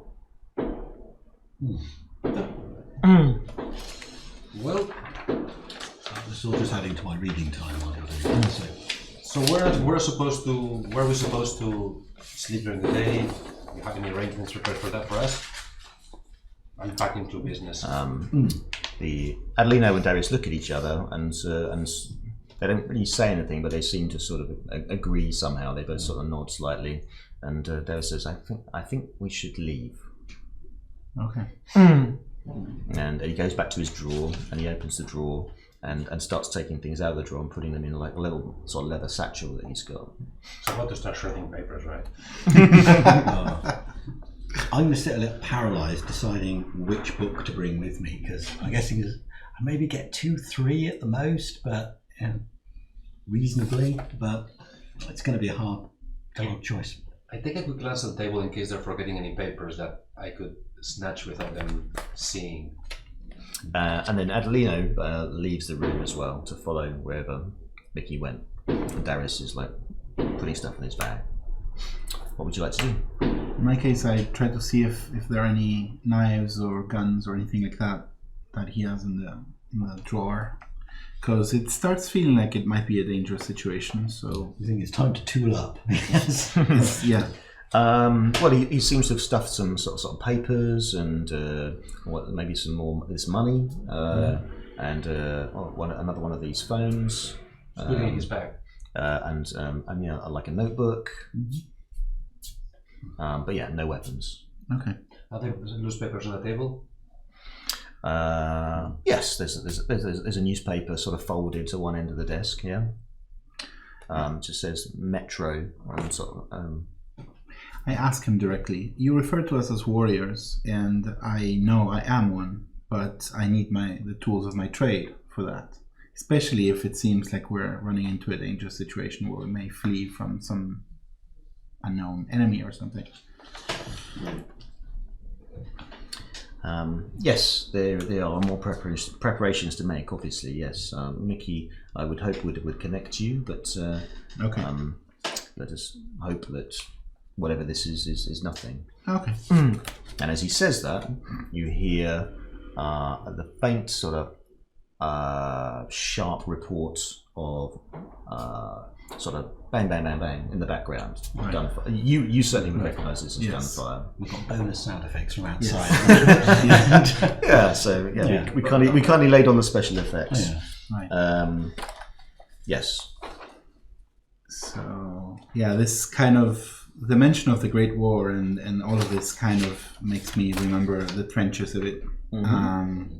And yes, I do remember gunfire and explosions when they mentioned that. It's Yeah.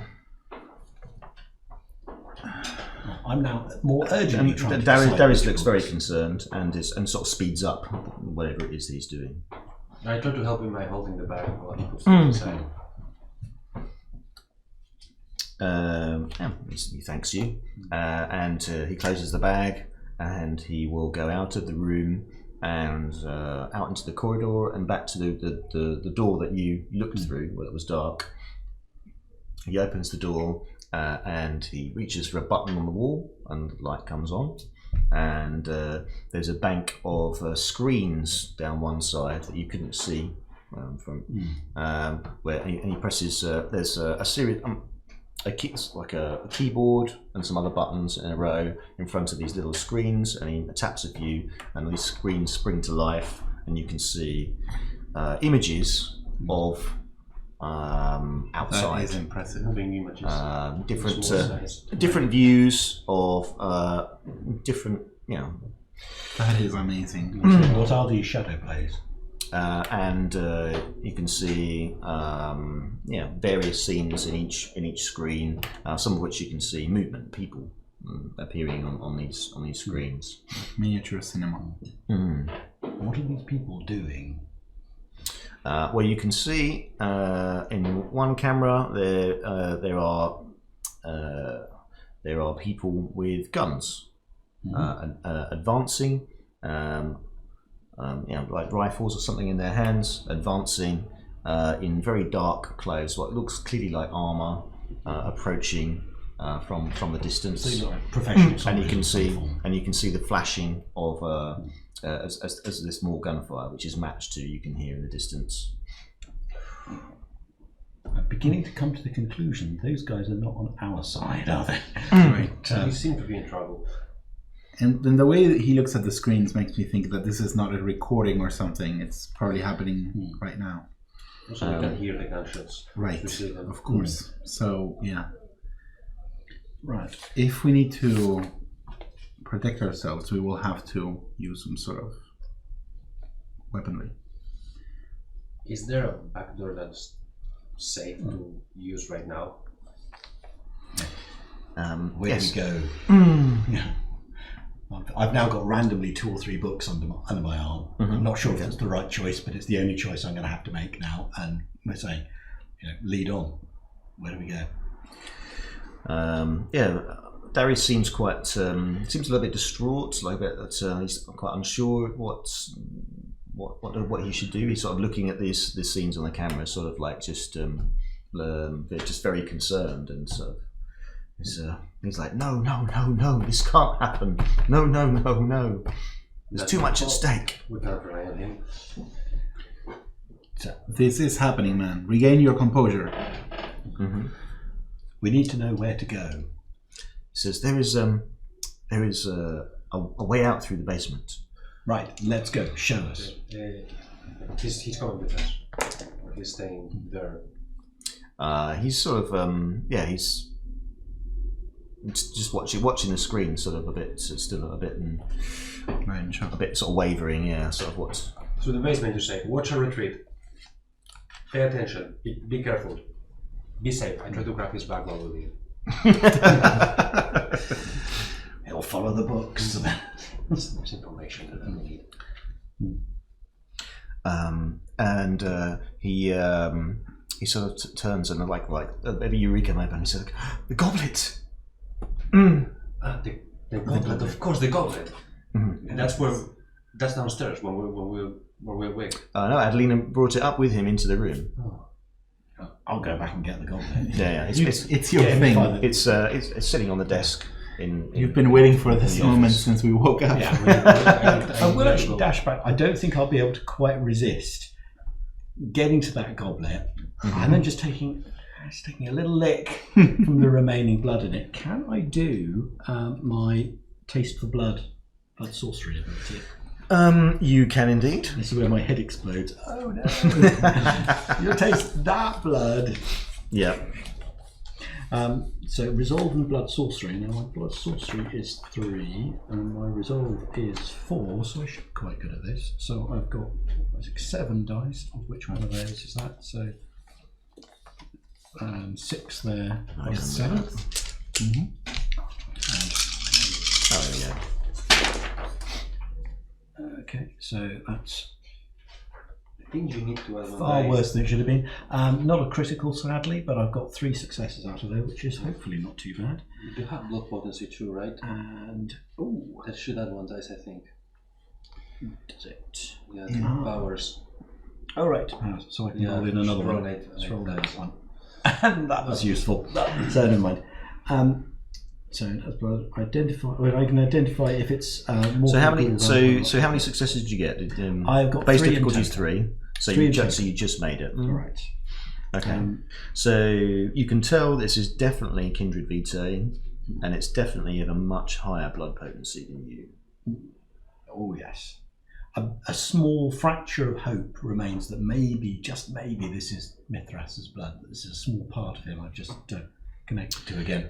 I mean, that's pure conjecture. I mean, if he's if he's dead, it's how It's wishful thinking. More than I mean, anything else. through sorcery, you could perhaps preserve blood for an extended period of time. Yeah. It is theoretically But possible. I will clutch it very preciously and as like a holy object now, and then get the hell out of this room and where we can get and away from the gunfire. Basement. There wasn't anything. I mean, how fragile is this? A metal goblet? You guys are still looking at the screens. No, I followed him trying to grab a Darius bag. Okay. What about you? I think I've stayed with Darius, trying to. If he doesn't snap back, I would probably slap him or something. Okay. But is he like completely in shock, or does he start reacting? He just. I think he's just a bit. He's a bit discombobulated, and you could make Get the grip, man. a wits and insight roll to see what. Wits 2, See insight if you can read him a 1. bit better. So I have basically 3 dice. So essentially, I get all of these out, and let's see. Okay, 1 success only. Yeah, you're not sure. I mean, it could be. Maybe he's. Maybe this place means something to him. Maybe it's quite. Maybe that's what's bothering him. Anyway, I'm trying to tell him, get a grip, snap out of it, man. Also, make a wits and awareness roll as well. Okay, so I have 5 for that. So let's get all of this, and I have 2 successes. What was the difficulty? It was difficulty 3. Okay, so I get a bestial failure. So we're going to come back out and we're going to be eating the SPC. Aren't we? I might be, yeah. It's like, oh no, we knew this would happen. Okay. Yeah. The scene's quite difficult for you as well. I mean, you're The gunfire. and all you've that. got there's clearly a threat in the background. You've got this bank of screens before you, like technology you've not seen before. That's quite disorientating. This guy here, who should be able to advise you, is not really helping. So yeah. So what will happen is your temper flares up and you will properly strike him. Slap him a little bit harder than you intended. I just wanted to slap him. Now it becomes react. And he's not expecting it. He goes flying. He drops his bag and he sort of like drops to his knees, and you cut his face, and he's like, and now he's shocked, looking at you as if like he's just been they were in awe of you before, and now you've just hit him. He's like. It's like he's been punched by a priest. You have to snap out of that now. Well, you might have It's done almost like a shout, but I'm trying to regain my control over myself. I feel my beast flaring up. As he may be bleeding a bit, I may want to do something else, but I try to control myself. We need to get out of here, and we need to get the others out of here too. He sort of nods, and it seems, just giving him direct orders seems to give him focus. And he picks up his bag and gets back on his feet, and I guess you two will come back through from the office again. That is how you turn a critical failure into a success. Well done. I take my hat off to you, sir. Excellent. It is what it is. But for the first time in his eyes, he looks slightly distrustful of you when he never did before. Wow. Yeah. He still likes us though, right? Because we're okay. We're right. Yeah. You terrified the other guy. He gestures basically to go back down the corridor and back down the stairs. By the way, while I've found this goblet, what sort of construction is it? Is it metal? Is it? It's ceramic. That's right. So it's potentially fragile. And it's quite thickly made, but yeah, it is potentially fragile. Yeah, I mean, if you dropped it on this concrete floor, is there it could shatter. Box or a scarf? I mean, I had a headscarf. I might just wrap it in that unless I can see something else. There was not much in the office that was that useful in that regard. There was the towels downstairs where you were washing up. You could pick up one of those if you get that down there. If we go past them, I will. But in the meantime, because I've got this headscarf.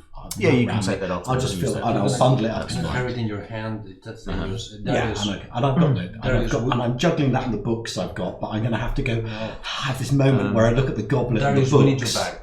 And I just have to put the books down. Right. They're just going to have to go. Got the goblet. You make a wits insight roll as well. Witsen? Insight. Okay. That's wits 3 and insight 2. That's 21, right? That's 4 successes. Okay. So as you try and catch his attention while you're doing that, you get the sense that he looks quite hungrily at the goblet. While she's wrapping it up. Okay. Darius, over here. I use dominate, compelled to ask him politely. Darius, give me your bag. And I add at the end, just to hide it, we need it. Okay. So yeah, give, I guess, is the compel is a short sentence, not a single word anymore. True. Fortunately. Good. So make the roll. Dominate would be charisma plus dominate. That's 2 and 1, 3. Dominate is 1. And versus his intelligence. That's 5 die. That's resolve. Which you could either roll or just make it a difficulty for him. Yeah. That's 3 successes. Yeah. I could spend 1 willpower to reroll 2. Yeah, I'm gonna do that. 3 should be enough to hand over a bag. It's an opposed test. So it could be much worse. So I reroll 2 die with a willpower point. Yeah. That's a 4. I feel more comfortable with that. For those watching, it could have been up to 3 dice, but 3 black dice. That's important, the regular ones. But in this case, the other 2 were successes, so it makes sense just to reroll the failures. How many did you get? 4.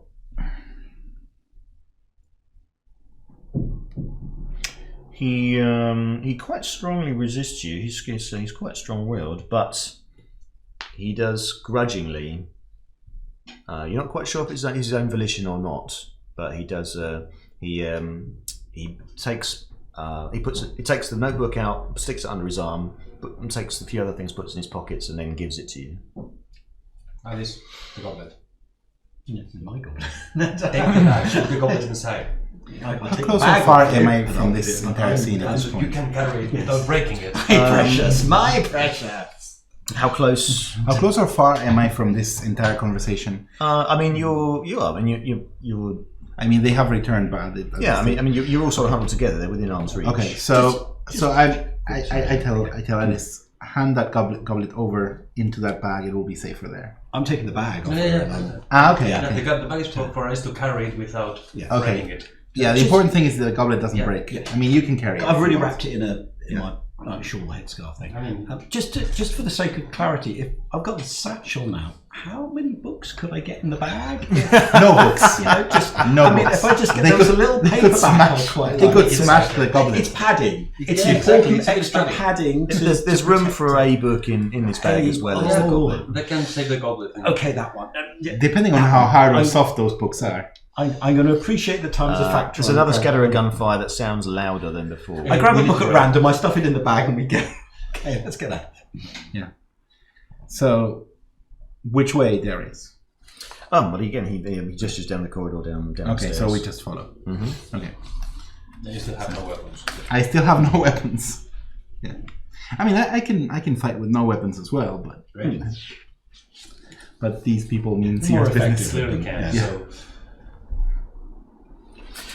Okay, so you come back down the stairs and back out into this sort of larger area. This large room full of boxes and crates and these ruins laid out on the floor, and he basically gestures across the floor, that basically the way you came, where Adeline brought you before. Right. Or wherever he gestures, we will go. Yes. And as quick as we can on the double. Okay. As soon as you move out into the room proper, there's a loud call. A male voice shouts, "Stop! Police!" No, we go. really, no. This is not happening now. So the police are chasing us? I kind of shout, kind of ask at Darius. How come the police are chasing us? The situation is complicated enough before we start asking any more questions. You're right, but still, it's bizarre. Darius has gone. Oh, okay. What? Right? Whoa. Who was meant to be watching the SPC? No, I mean literally. You sort of you turn back and he's not there. He was right behind you, and now probably something supernatural. Yeah. I can do that sort of trick as well. Obfuscate or But you're not going to, are you? No, I'm not. You're not going to leave us alone, No, are you? I'm not. No. I'm not. Actually, to be fair, it might be a good idea. I'm going to protect you. But as I see that, I remember I can do that as well. Oh no. Well, he did point in the direction, so shall we go in the direction he was pointed rather than continue? Yes, Okay, of course. Well, if you continue to move, and it's like it's a final warning, or we'll fire. Please don't hurt us, please. And then we run. Yeah. And then we run. Yes. Okay. No, I don't run. I stay still for a second before running. I say that I stay still. They will let you down. They will gun you down. They will shoot the movement first. Yeah, but moving gives you a They bit of an haven't edge. got tyrannosaurs. It's okay. I hope they haven't got. My God, do they? Do they have tyrannosaurs here? Since when do police carry weapons, though? I don't know. Times have changed. Yes, Times have obviously. changed. You don't heed the warning. You're all basically going to run. Trying to, at least. Yeah. No, and I screamed that. No, please don't harm us. We're innocent. We have nothing to do here. We're just prisoners here. Well, I ran. Which hopefully might buy us another couple of seconds. Yes. Yeah. Well, I mean, that could make sense. If you're still running, your words are really going to get lost as you. Yeah, that's a problem. Where does the voice come from? Are there boxes in the middle? Can we see anyone? Well, you can stop to scan to sort of work that out. Oh, that's a problem. I don't. I wouldn't do that. No, there'll be no stopping. Right. No. Stopping is the one thing we're not doing. Okay, so Until we run out into a hail of bullets. Yeah. The area erupts with gunfire, and it's a very fast, like the machine guns from that you witnessed before. All of you need to make dexterity athletics checks to try and dodge these bullets. I don't think it's my area. You're better than me. I've got 4 on that one, so I can get rid of that down to 4. 2 successes for me. It's reasonably acceptable. Hopefully. Please tell me. Okay, I'll try. In my case, I have 6. You can put 3 it off as long as dexterity you and like. 3 You're still going to have athletics. to roll. I know. So I know. Luckily, there's plenty of cover from these shelves and boxes and things, so you can sort of. I have only 2, but I'm going to re-roll. 2 is all you need. Okay. Oh, yeah, okay. So Okay. Then Okay, I'm gonna remove all of these. good luck. see how it goes. 1. 1. But you can re-roll the other. No, I already rolled something. It's alright. Okay. Shot. Well, you lag slightly behind, and then these bullets sort of whistle just over your heads. But you take a few of them, making holes in your new clothes. Oh, come on. So you're going to take five points of superficial gunfire damage, which will get half rounded up will be 3 points of actual damage. Yeah, whenever vampires receive gunfire, it's like if it was a beating, and that is halved. And you can hear the sounds of movement in the room as there's other people sort of moving around. Yeah. I'm having a moment. And you can also hear sort of this kind of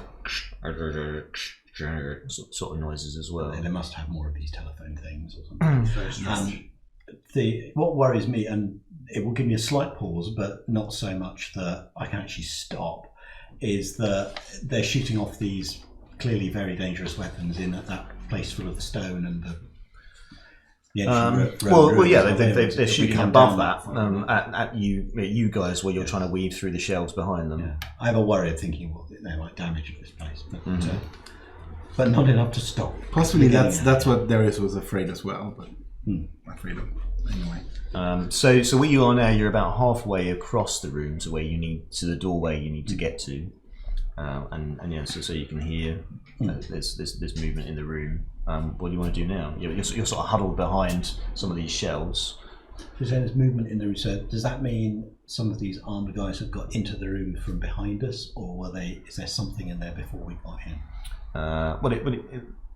You didn't notice anything when you came through the first time. There's definitely people have entered that weren't here before, but without taking a good look, you can't really see what's happening exactly. Okay, so I've got.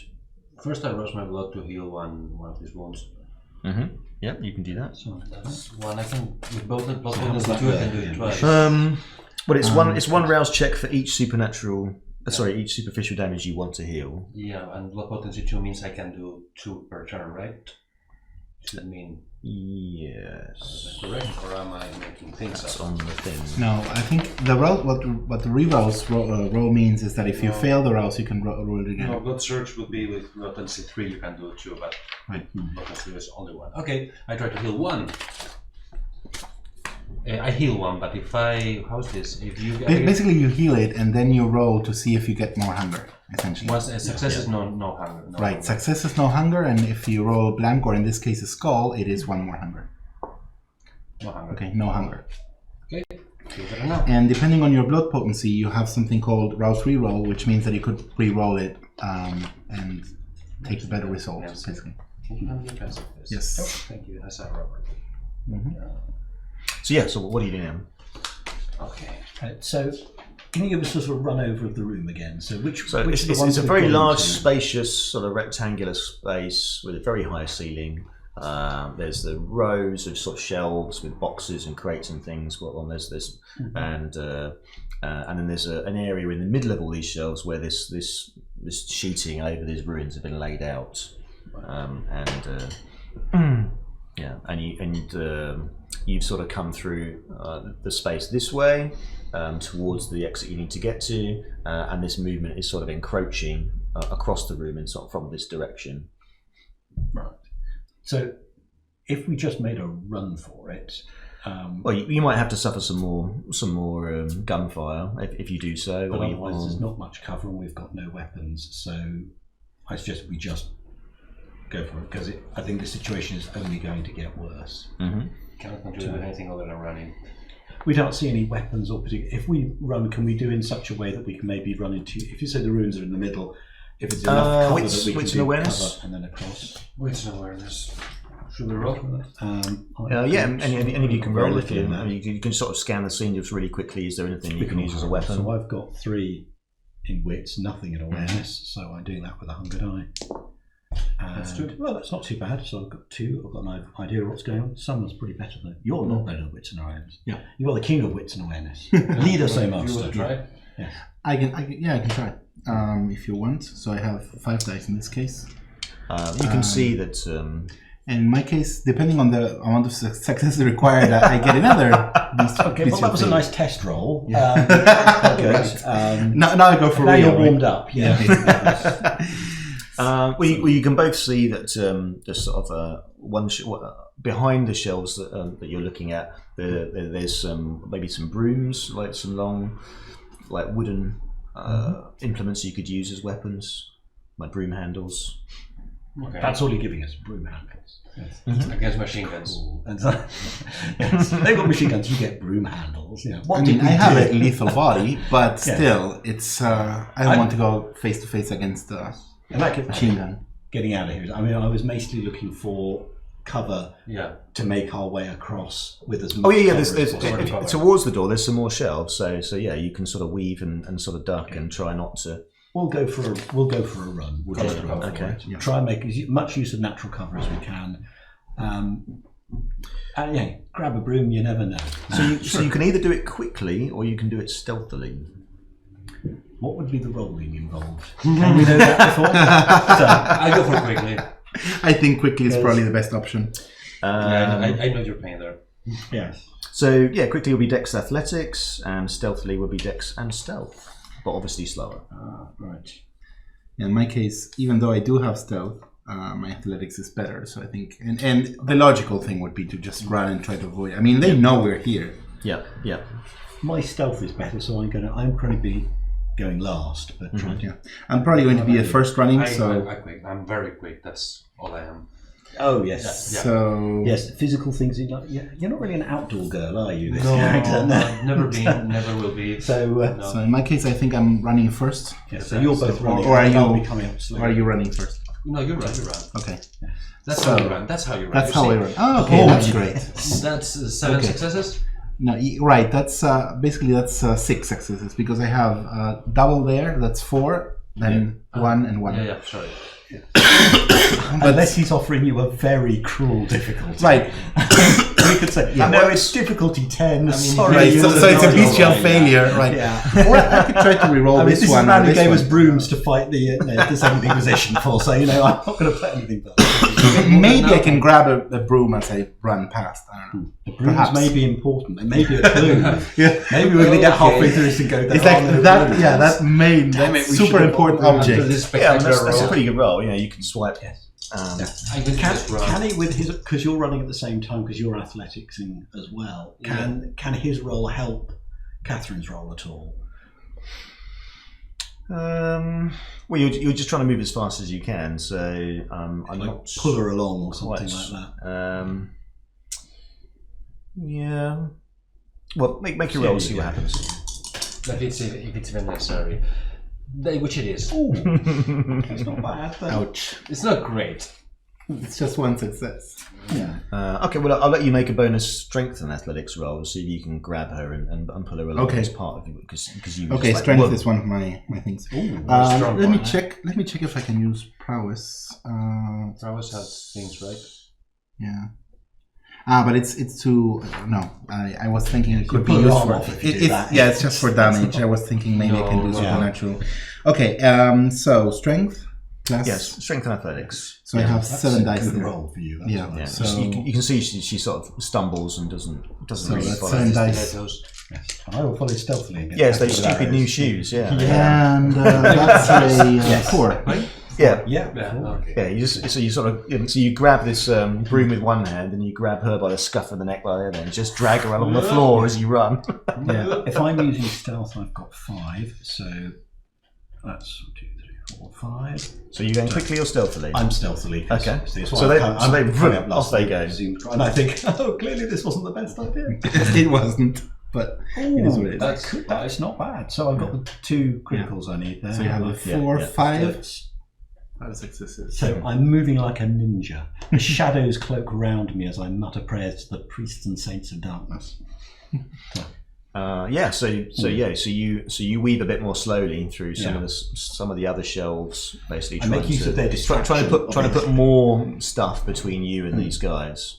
Right. And as you sort of sneak to the edge of one shelf, you can see there's somebody in sort of black attire, a black armor, very shiny and modern looking, quite strange looking to you.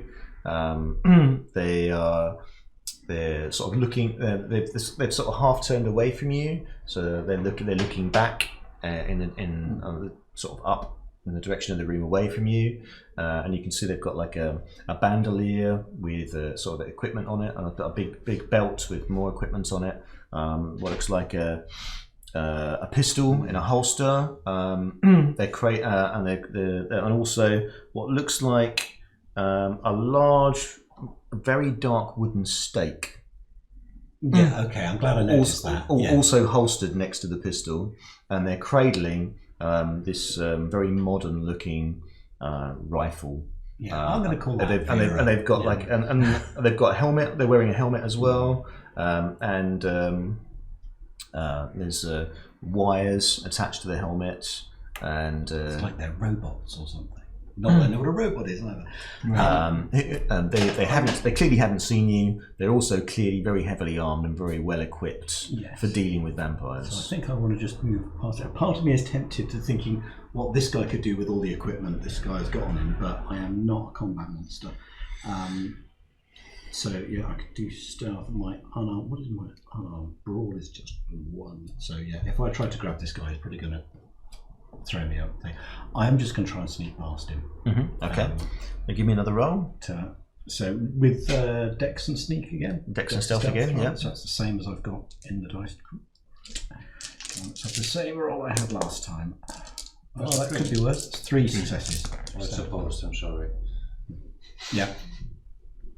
Okay. So again, yeah, you very while he's still looking away, you just quickly weave past another shelf and out of his line of sight, and into the doorway. Yeah. Right. Well, presumably I can meet these guys if they've waited for me, unless I hear a door bang on the other side of the room. Just we're leaving no one behind. No. Not the goblet. Yeah, I'm just a goblet to you. Is that's all that I am? That's fair enough. Actually. You're just a goblet. To me, you're a comrade in arms. I like him. Okay, so through this doorway are the steps that take you down back into the basement area. The sort of the But that had only one door. Basement area. Nah, but it had multiple doors as we got out of food. If we release the slotbacks, they can run upstairs and distract them. Yes. That is cruel, but yes, it would work. They're going to be rescued. Perhaps. Or gunned down, but yeah. So you come back into this this annex underground. You've got all of these sort of heavily locked doors down one side, and some normal doors down the other side. One of which was where the this wash-up area was. That's not the door. Which is actually open and ajar at the moment. Do we recognize the door where the humans were? It was the second one on the left. I ran there. I'm going to look for an exit on my. Okay. Yes, because we keep going back to where we came from. We're just going to end up in a tiny room with no exits, which I'm guessing would be this will work. This will be very bad. Yeah. So if you're looking, I need a wits and investigation test. Please. Yes. I'll do the same while you're getting the people out. Let me see. Investigation is not my strong suit, so I have only 2 dice for this roll. It's not mine either. I don't have strong suits. Maybe awareness? No. Okay. I can do 5 dice with that. So 1. Maybe I'll come up with something. Yeah, I mean, a cursory search. There's no obvious exit, so whatever it is, it's concealed, which is why you need to investigate. I do the same roll with mine, so I'm doing wits and investigate. While he's doing it, I'm doing the same thing. Yep. I've got 5 dice for that, so hopefully we've got a better chance of that. 3. 3. Okay, we'll come back to that. So, what are you doing with this? You open up the mechanism, clunk, clunk. I see there's the inside. Yep, those 6 mortals are still there. Are they untied? No, they're still bound up. But the feet are bound up. Yeah. Fuck. I try to quickly unbound the feet. It's some sort of sticky material that looks like just been wrapped around. Okay, I try to tear it out. What's your strength? 1. No. I rouse my blood to get a 2. Okay. Okay, then we roll. I don't think that's gonna work. If I get hungry, though, I can eat it. Make the rouse check. Okay. Yeah. Okay, so you get more hunger, and you have the. Oh, you're getting a bit So hungry. strength 2 is enough. Yeah, you can. it takes a moment in each case, but yeah, you can tear this stuff off so that they've got their freedom of their legs back. When I do it, I keep on talking to them. You're free. I promise you, I would free them. You just need to run upstairs. One of the old smelly guys is snoring. Just I don't even release him. I keep on telling them that they need to run upstairs, that they will be free, that the police is here to rescue them. The girl that you didn't feed from has got the other one's the head in her lap, sort of stroking her, just looking quite worried. That's the important one. That one I don't release. I need to I before releasing her, I bite her in the neck for a second. Okay. She's. Yeah, well. I mean, the situation is it's no problem to do it, but yeah, she's alarmed, she struggles, but... Have you got any of your presence abilities? I have them, but I don't want to use them right now. Okay. It's not important for this matter. There might be some crowd control. I can't remember which ones you've got. No, I don't have. I have all, but control. that changes their opinion. It's not doing crowd control much. Well, currently their opinion is you're an evil blood-sucking creature of the night who's murdered them They all. can run away from me and away from this upstairs. Yeah, so fair enough. So after feeding, I release her. Run now, save your life. Okay. She's how much hunger do you just what? Okay, so she's not that affected by the process. She's a bit dazed from the sort of the moment of bliss that she experienced after a moment of sheer terror, and she's and then you encourage her to leave, and she's not going to leave without her friend, who she basically manages to manhandle. It's like not really with it, but she slowly walks her out of the cell and in the direction that you came from. Yeah. Okay, that will buy us time. Did you find the exit? I don't know. Did I find the exit? Yeah. So a bit of searching around. Actually, you go back into the shower room and you can see that there's a tiled area where it's not properly flat. And actually, as you poke at it, you can see actually it's a hatch that's the way you can pick up a towel as you want it. It looks like it's already been opened. It looks like the hatch has already been opened and it's been sort of left areas. sort of sitting on its. So it's going to be. Are you going to tell Catherine or am I that this is going to get escaping through the sewers? I like it. It's your thing.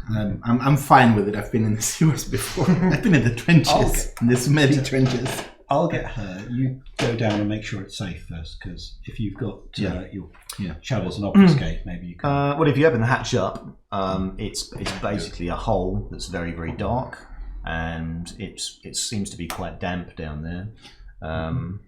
You can't really tell much more than that. I'll go down and check there is like it's sort of brickwork, and there's rungs that are like metal rungs, rusty metal rungs that are set that go down into the darkness. I start walking down. I want to assess the situation. Yes. Yeah, okay. He's going to. Because do you want to obfuscate first? So you. Not necessarily. I'm just going down, and I'm going to assess the situation to see if it's safe for them to go down to. I'm assuming it is, but I'm not going to go and get Catherine while he's just strapped ahead. Okay. So you start to descend. I try to be very focused on finding if there's anything going on. It's not a very deep shaft. It only goes down maybe 10 or 12 feet or so, and you drop and you splosh into this tunnel. That's very, very small. It's sort of circular brick. You have to hunch over. You can't stand up in it. And your ankles are sort of deep into sludge. I'm assuming it's extremely smelly. It doesn't smell that bad. Okay. It's just wet sludge. Okay. Could be worse, I guess. Yeah, we're really going to have to sell this to you, aren't we? And it's really dark. You can't. From the bottom of the shaft, you can just make out the sort of the outline of the tunnel, but then it's properly pitch inside. Right. It's extremely dark, I say. Well, I'm not there because I'm getting. Yeah, but I'm shouting it up. I don't know. Maybe you probably won't. I'm basically going to go back, get Catherine to say, "Come on, we found a way." I'm not going to explain anything about this way, and he'll basically go quick down the hatch. I don't care what you say. Okay, survival. I will not forget this, and I start climbing down. Okay. Well, you go. I'm going to slip my shoes off. There's no room for you to fully descend while you're at the edge of the tunnel. You'll have to go in to make room. No, the only thing is I don't know which direction to go, but I'm trying to. I don't know. No, there's really only one direction to go. Okay, then I simply go in that direction. And I'm assuming that if I'm not hearing screaming or shouting, that it's safe to go down. So we'll just let's go. You will have to. You will have to duck a bit. As you're the last to descend, what you hear is above you. There's this crump, like a really deep, rattling crump sort of sound, that, and the building vibrates slightly. I don't think I need to share that with the group. Can I close the hatch after me? You can. Is there a lock on it or anything? Or is it just you can see there's a handle on the inside, and actually, if you pull it down with some force, it sort of goes click. Right, I'll try and clunk it in some way. Yeah. And it's going to slow them down as much as can, and try and follow where these have gone. I don't know how far you've got. Not much, I guess. It's dark and there's sludge, and you're stepping in sludge. Yes. The second time tonight, I think, why didn't I pick and it's really cramped, and you have to sort of walk your way on this. Just to clarify, as creatures of the night, do we have just generally better night vision, even if we don't have things like protean and? No, normally, no, not really. It's pretty regular unless you've got supernatural powers or skills that you hone to. I assume that he can see in the dark. I know as a player, I know he can, but I'm assuming he can see perfectly. I mean, you can reach forward and sort of grab the tail of his coat. I'd rather not touch him, but that's fine. Anyway, I'm walking, and you can hear the splashing of my feet in that. That's bad enough. Horrible sludge. At least it's not as smelly as I expected. It doesn't take long before actually the tunnel comes out, and you can see like, it sort of curves around, so that and then you can see there's light at the end. It's very, very soft twilight. There's a light at the end of the tunnel. I don't say this laughing, but I just say it, so I encourage you, and I try to move forward. I'm expecting someone to be there, but I will. Yeah. I mean, be careful, I say as well. And I say this like, I don't know. The words "I think" are coming to mind. So you're in front, so you get to the edge of the tunnel first, yes, and it basically just abruptly just stops, and you can see out into a scene. There's river water. There's basically a big expanse of water in front of you. You seem to be right on the bank of a river, and then across from the river, in the sort of the far distance, there's what look like buildings and lots of twinkling lights in those buildings, and even a sort of a large round building with the spikes coming out of it, with like little red lights on the end.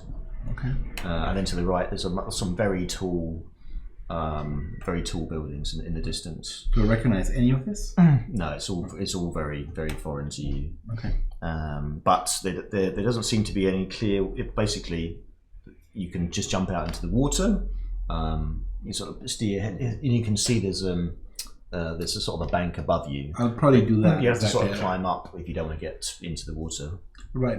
What I'm trying to do is just assess where I am with as much certainty as I can. I don't know if it's very difficult. This landscape is very different from what you've seen before. As ex-Londoners, do we think of that as maybe the best guess? It's fair to assume that if you are still in London, this must be the Thames. There's no other body of water that's this big, this wide. It's a big river, so it could be anywhere. And from the width of it, you can estimate maybe you're on the east side of the city. Okay. But not much more than that. Okay, that is good enough. So I tell them, I think we are next to the Thames here. We can now jump in the water or try to climb up to the embankment. I vote climbing. Yeah. And, as much as I would like to climb, I will end up falling. Well, I can try to help you out. If this is the Thames, sometimes they have little stairs along the banks that you can get. There are no stairs here. This tunnel, it seems to be just a straight escape tunnel. It's not connected to the sewers. It doesn't smell that bad. Right. So it's probably not. I mean, you don't know Right. Okay. much about the area, but yeah, it's not. Anyway, I'm going to try to climb up, and then I will try to push her up if I can. I will pull her up. Okay. So, and I can help you from underneath. I'm assuming it's strength plus athletics. I've got a bit of Yeah, we'll have one final strength athletics roll for you to do that. Okay. Actually, with your strength, you just pull out both of us up with that one hand each. Right? It's like, I might. Yeah. I mean, assuming I can do that. First climbing. First, I'll try to climb up. Okay, so I have 2 successes.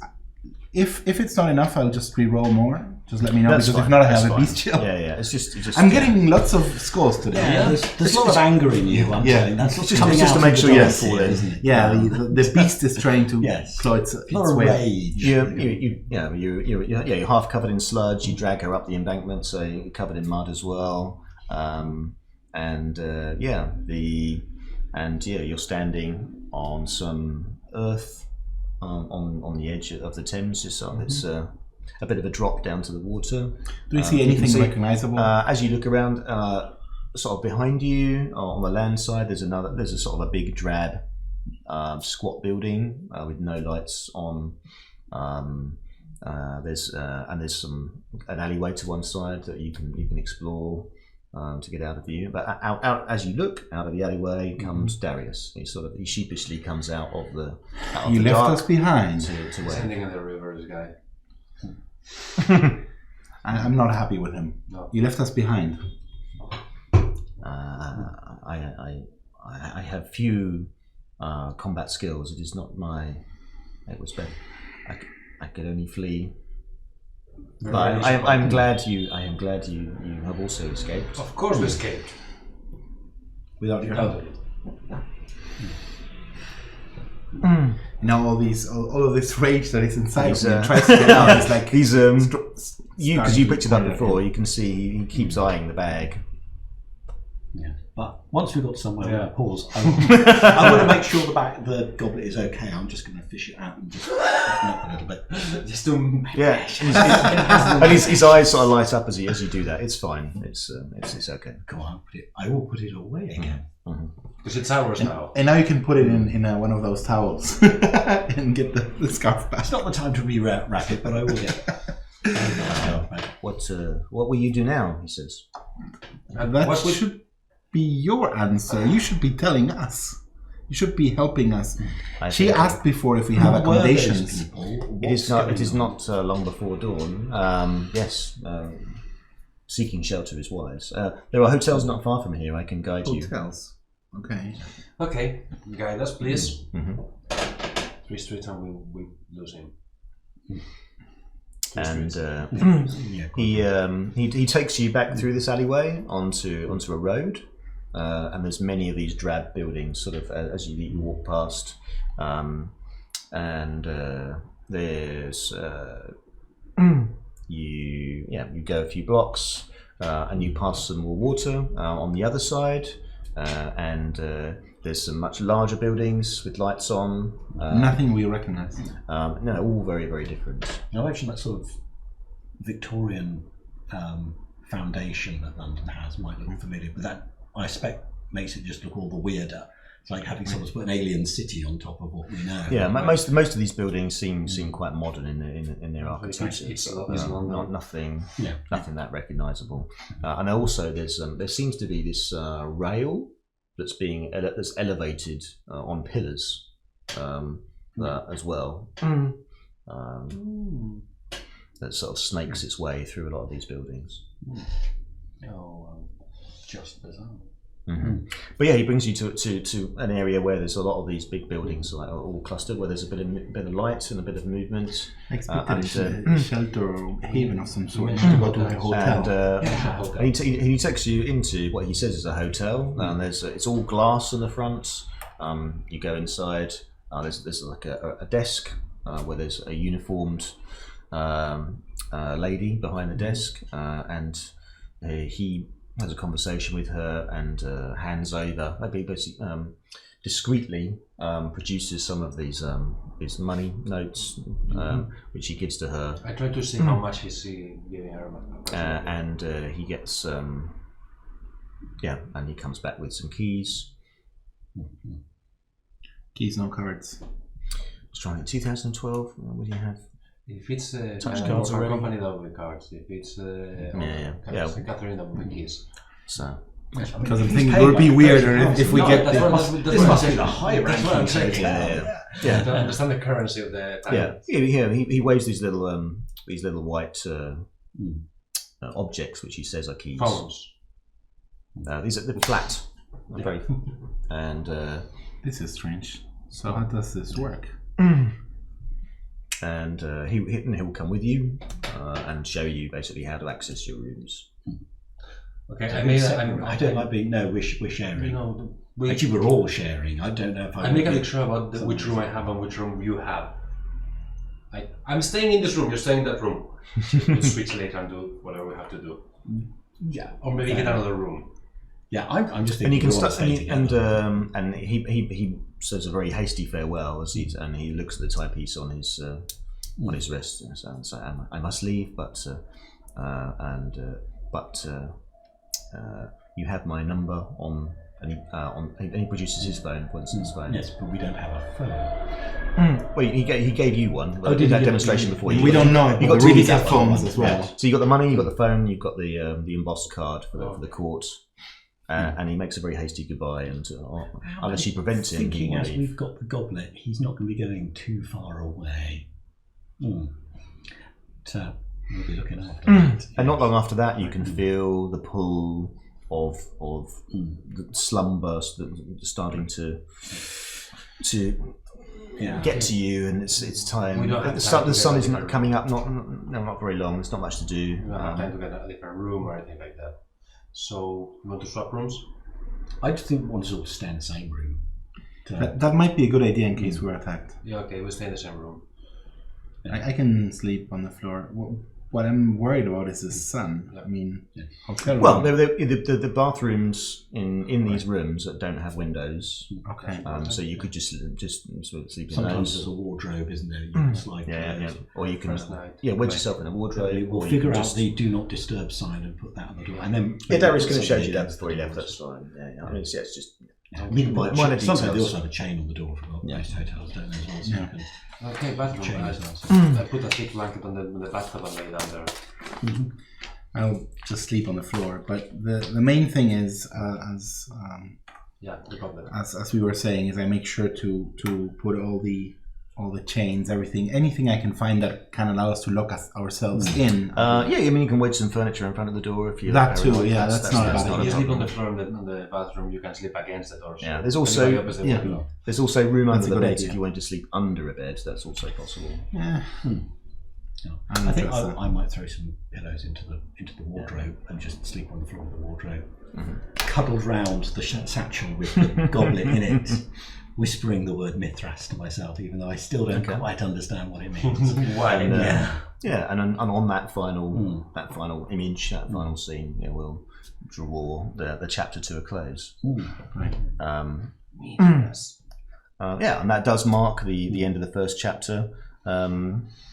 The what happens next is really where the chronicle opens up, where you have the opportunity to pick from the list you've been given which kindred you'd like to investigate, which artifacts you'd like to retrieve, or whether you want just to explore the city and get some find better accommodation, better clothes, better connect with wider kindred society.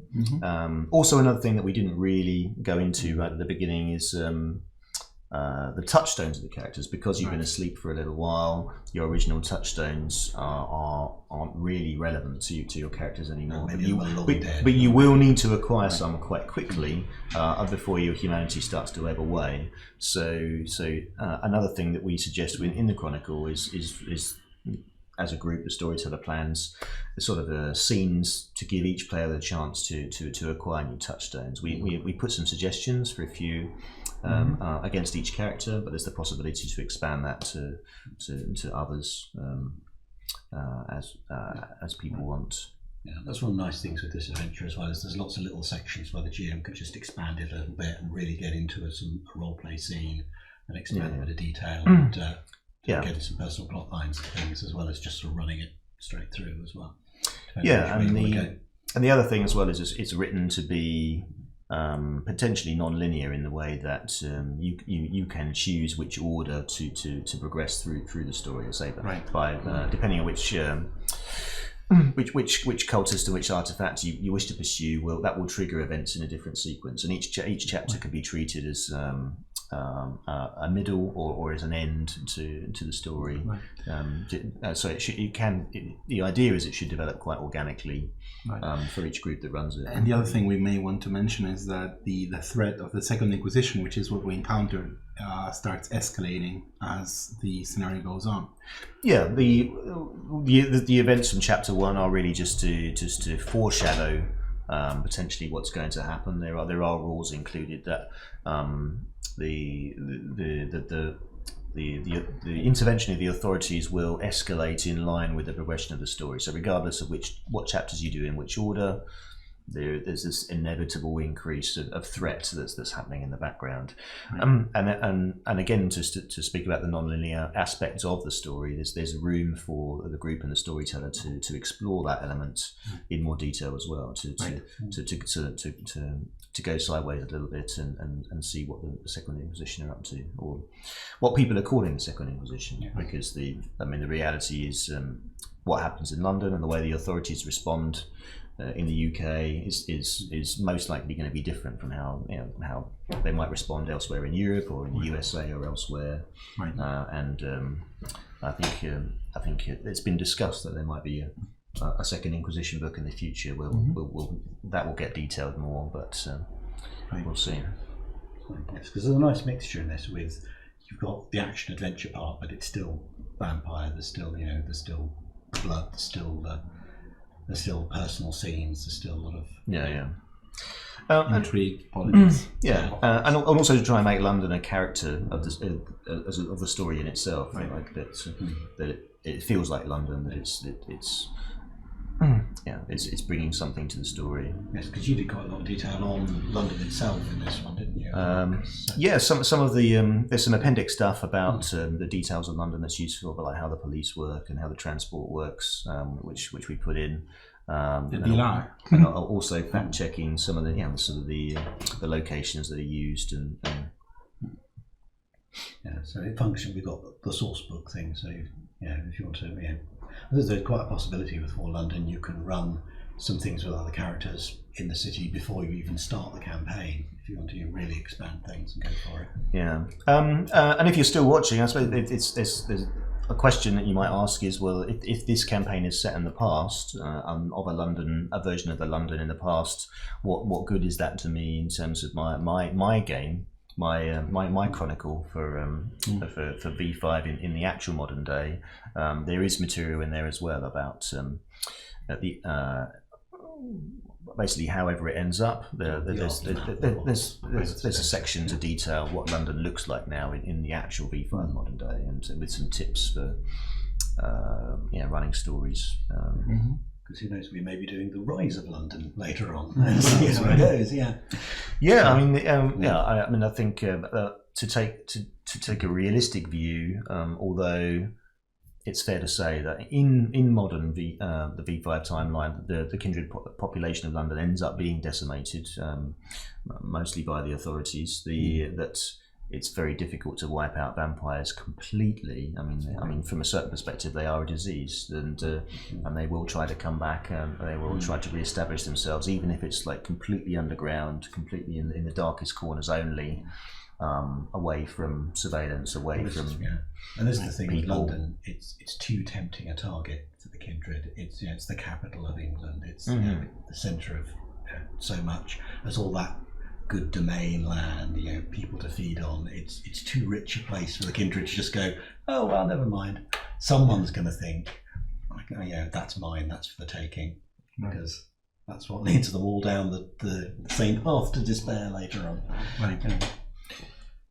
So we're just over the time, so I think we need to bring it to a close. Any final words, anyone? Well, first, thanks for running that. No problem at all. I had a lot of fun with that. It was great to play the game as well. So that's codified a lot of rules that I wasn't sure about when I was running it, going, I don't know what to do with this. And it's like, oh yeah, that makes sense. I'll do it now. So So yeah. So really, thank you for doing this. Thank you for playing.